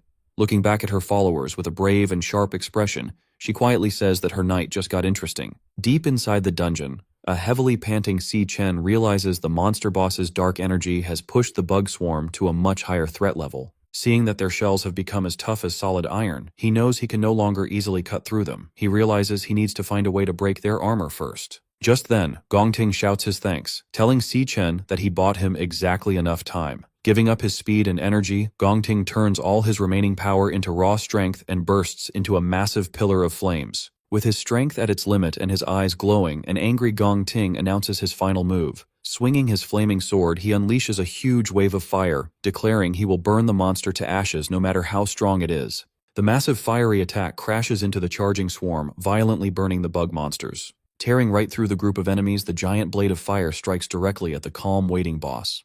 The strike explodes upon impact, trapping the monster in a huge, blinding blast of fire. Barely able to stand, Gong Ting falls to his knees and leans heavily on his sword. He realizes that his physical energy and magic are completely gone. Wiping sweat from his face, a tired Gong Ting breathes a sigh of relief. As the flames clear to show the burned remains of the swarm, he happily says that the fight is finally over. However, an evil laugh echoes from inside the fading fire. The boss calls out, mocking them by asking if that was really all they could do. Gong Ting freezes in pure shock, while Si Chen calmly looks toward the source of the voice.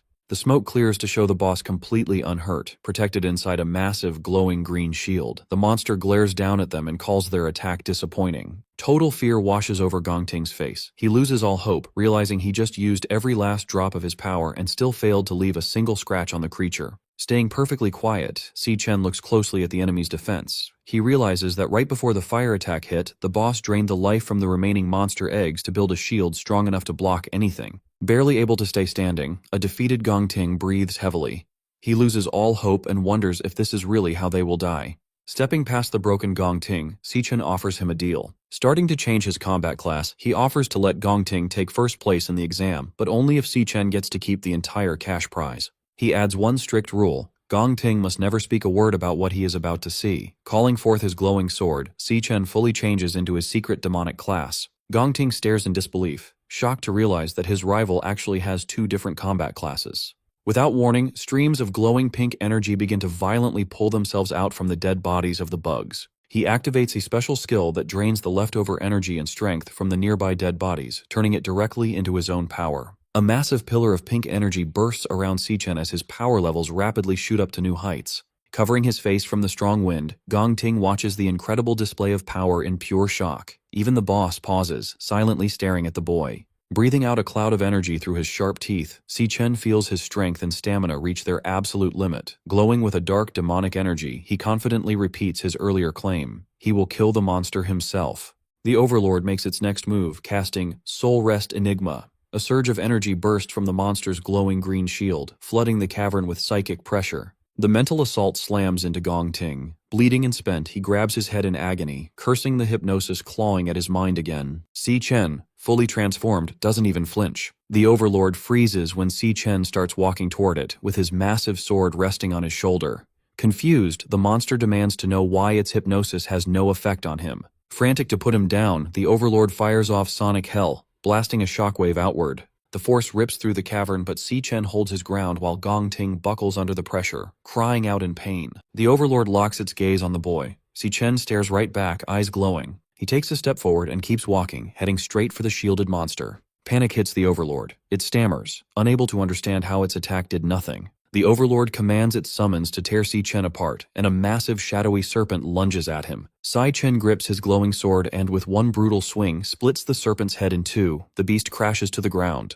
Two more giant serpents dive at him from above. He braces, swings his blade in a wide arc, and takes both their heads off in a single cut. With his path clear, Si Chen charges straight toward the Overlord. The monster laughs, declaring its barrier can't be broken. Si Chen asks if that's true and leaps high, positioning himself above the glowing shield. The system announces his Stellar Warrior skill, Ossuary Collapse, draining the remaining strength from surrounding monster corpses to feed his own power.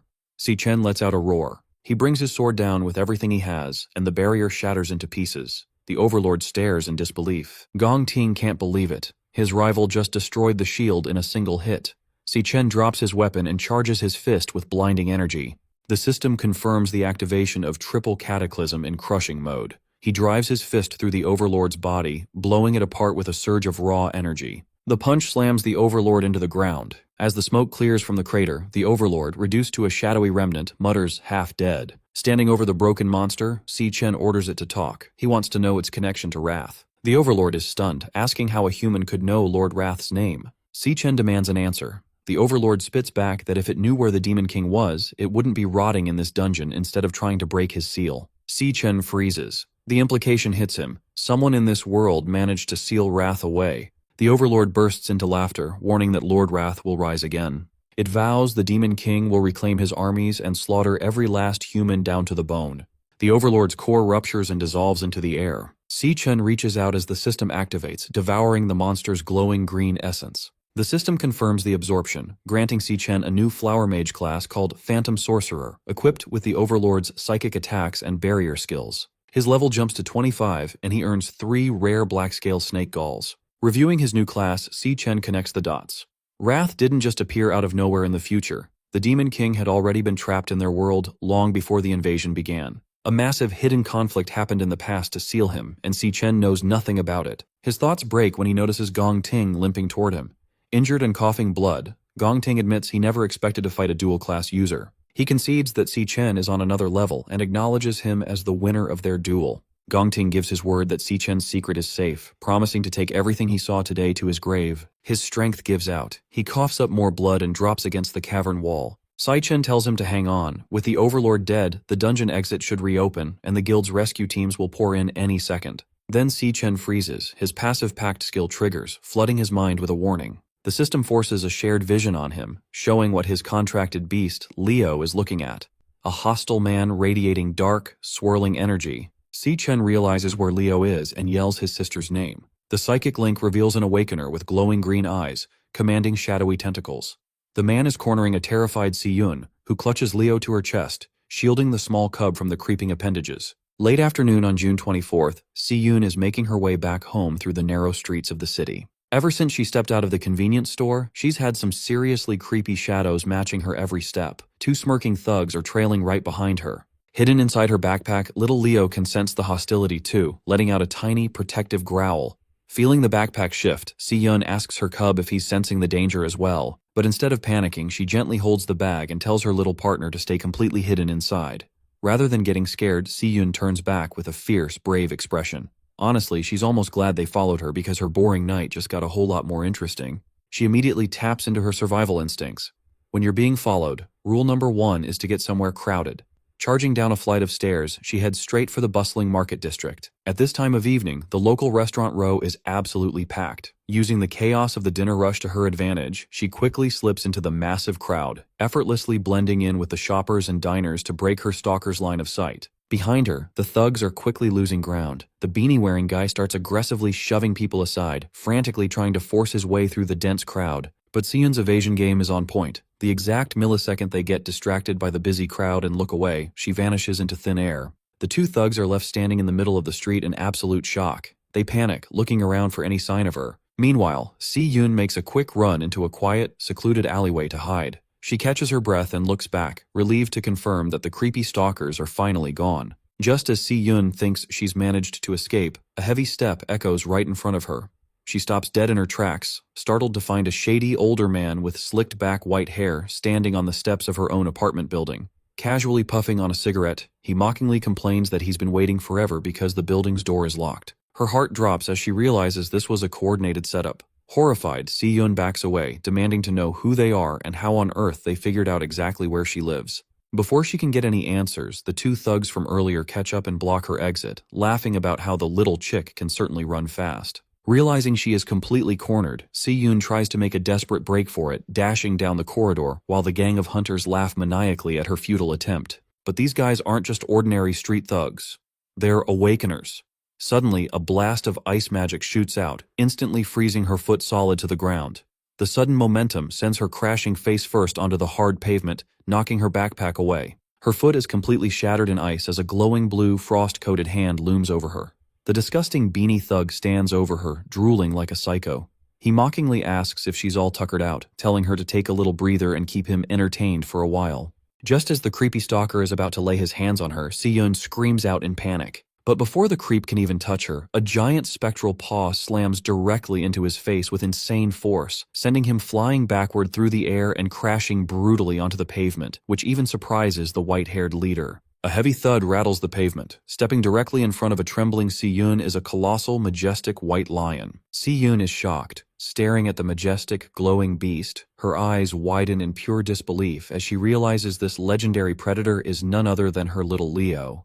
The beanie thug clutches his bleeding face, screaming in absolute horror. He frantically yells to his partner, crying about how the client who hired them never mentioned they'd have to fight a giant, overpowered monster lion. Leo lets out a deafening, earth-shaking roar that echoes throughout the entire alley. Completely terrified, the hooded stalker panics, frantically charging yellow lightning into his fists in a desperate, last-ditch effort to defend himself. But maintaining that massive, legendary form is way too exhausting for a baby cub.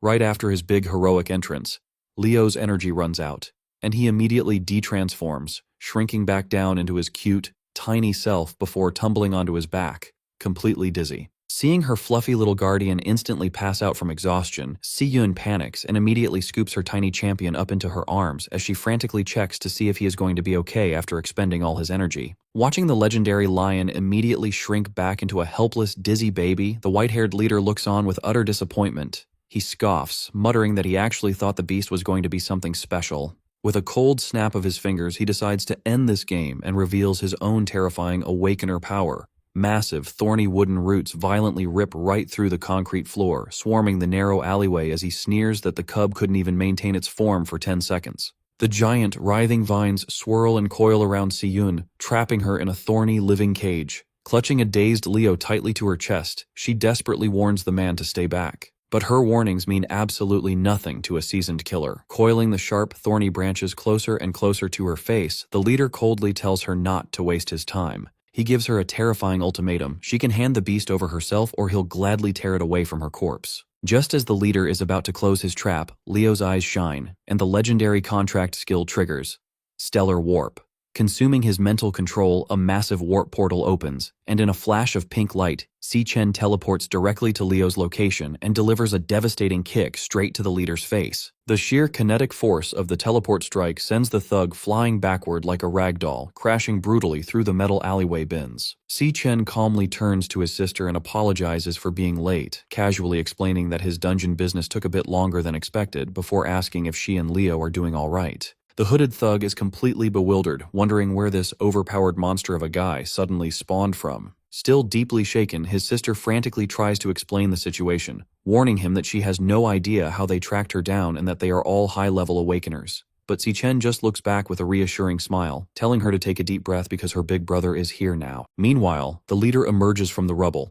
Seeing his plan get instantly disrupted, he snaps, furious at himself for letting his guard down for even a second. With thorny wooden roots coiling tightly around his body, he screams that Si-Chen has just made the biggest mistake of his life, vowing to bring their decapitated heads back to his client and demand triple the pay. But our boy doesn't even flinch. Clenching his fist as golden lightning begins to violently crackle around his knuckles, Si-Chen calmly tells his sister to get behind him and stay there, promising that this is not going to take long. Si-Chen recalls his childhood. One day he is getting absolutely pulverized in a dusty alleyway. Leading the beatdown is an orange-haired bully who also happens to be his cousin, screaming at him to finally learn his place. The thugs pin young Si-Chen to the dirty floor, intending to break his spirit. But the bullies didn't count on his sister. A young Si-Yun suddenly charges into the alleyway wielding a massive metal pipe, ordering the thugs to get their hands off her brother. The arrogant orange-haired cousin isn't intimidated at all, mockingly laughing at the idea of this tiny girl trying to play savior. Seeing the gang shift their focus to his sister, a panicked Si-Chen desperately screams at his cousin not to take a single step toward her. He desperately reminds the bully of his solemn promise never to lay a hand on Si-Yun. The smug cousin just laughs it off, openly admitting he lied. He proudly boasts that today is the day he finally beats some humility into his insufferable family members. But while the ringleader is busy monologuing, he makes a fatal mistake. Exploiting the distraction, young Si-Chen spots a heavy brick on the ground, grabs it, and violently smashes it directly into the face of the thug holding him down, shocking everyone. Young Si-Chen is furious. Raising his bloodied brick, he charges straight toward his cousin. The arrogant orange-haired ringleader's face instantly pales as he watches Si-Chen sprint at him with pure murderous intent. Si-Chen delivers a brutal brick smash directly to his cousin's face for breaking his word, sending him crashing heavily onto the concrete pavement. Bleeding and crying on the floor, the defeated cousin shrieks in terror, calling Si-Chen a complete and total psychopath. Catching his breath, young Si-Chen drops his weapon and gently tells a trembling Si-Yun that everything is okay, and she doesn't need to be afraid. In the present, Si-Chen instructs Si-Yun to stay tucked safely out of harm's way, and calmly assures his sister that he will wrap this up in no time. Refusing to let their prey escape, the stalkers charge straight at him, ready to cut him down. Clutching little Leo, Si-Yun panics. She frantically warns him that he's facing 3 highly dangerous, unhinged awakeners, convinced there's absolutely no way her brother can fight all of them simultaneously. The hooded thug charges in, winding up a massive, lightning-infused fist. He screams at Si-Chen, mocking him for just standing there and making no effort to defend himself. But before the guy can even register what's happening, Si-Chen counters with a single, devastating punch that sends him flying headfirst into the concrete wall. Watching her brother effortlessly fold a high-level awakener with one hand, Si-Yun's jaw completely drops. Right on cue, the bleeding beanie thug leaps, desperately lunging with his glowing elemental dagger. Without even breaking a sweat, Si-Chen cleanly catches the thug's wrist mid-air before delivering a brutal knee strike straight to his face. The sheer kinetic force of the strike launches the beanie thug backward, leaving him crumpled in the alleyway garbage bins. Instantly, a massive thorny wooden root rips through the alley toward him, but with insane reaction speed, Si-Chen effortlessly tilts his head to evade the surprise attack. The heavy vine misses entirely, snapping violently against the tiled brick wall behind him. Seeing his subordinates easily taken out, the white-haired leader completely loses his mind, screaming in fury that a mere kid in a school uniform is making a mockery of them. Channeling his plant magic, the boss summons a swarm of massive, glowing wooden spikes, furiously vowing to turn Si-Chen into a human pincushion. Si-Chen remains calm, and tapping into his godlike agility, he seamlessly slips and weaves through the incoming storm of razor-sharp vines without getting a single scratch. In a single fluid motion, Si-Chen launches himself straight through a gap in the defenses, closing the distance instantly. The white-haired boss is horrified, screaming that this shouldn't be possible and panicking over how anyone could move like that. Watching him dominate, Si-Yun suddenly has a realization. She nearly forgot that her brother didn't just barely scrape by his graduation combat exam, he completely and utterly destroyed the competition. Si Chen winds up his fist and delivers a punch straight to the leader's jaw, showing the gang that he operates on a completely different dimension of power. The sheer impact launches the boss backward like a missile, sending him crashing brutally into the alleyway wall. And just like that, the white-haired boss is out cold, bleeding and utterly defeated on the pavement. Over in the trash bins, the beanie thug remains completely unresponsive. Beside him, the hooded thug is slumped against the wall, thoroughly unconscious. The entire threat has been completely dismantled in under a minute. Casually dusting off his clothes, Si Chen turns to his sister and instructs her to take little Leo and head straight back home where it's safe. He reassures her with a smile, promising that he will quickly dump these clowns off at the local guard station and meet her back at the apartment before she knows it. Still a little dazed by the sheer spectacle but feeling completely safe, Si-yun tightly clutches her fluffy cub and happily agrees to head home first. Several hours later, under the dim light of a crescent moon, the severely beaten white-haired leader slowly begins to drift back into consciousness. Groaning in pain, the battered boss struggles to open his blood-caked eyes. But his confusion quickly turns to dread. He realizes that he and his two thugs have been stripped of their weapons and bound tightly back-to-back around a concrete pillar, with Si Chen staring directly down at them. The leader immediately panics, hysterically demanding to know where they are and why they were dragged to this isolated spot, while the beanie thug whimpers that his shattered skull literally feels like it's cracking in half. Remaining completely unfazed by their whimpering, Si Chen coldly asks if they belong to the Black Mountain Society. Knowing they never lift a finger without getting paid first, he directly demands to know who is bankrolling their operation to kidnap his sister. The battered boss just chuckles bloodily, refusing to talk. He arrogantly explains that snitching is a death sentence in their line of work, so he has no intention of opening his mouth. Si Chen doesn't even bat an eye. Recognizing that they want to play tough, he calmly sighs, deciding they can do this the hard way. Suddenly, a dark, swirling energy wraps around him as his system initiates a class switch. The system confirms the switch is complete, revealing Si Chen's terrifying level 25 Phantom Sorcerer class. Armed with dark psychic manipulation spells like Soul Rest Enigma and Ripple Hell, he's about to show these mercenaries a level of mental torture they won't ever forget.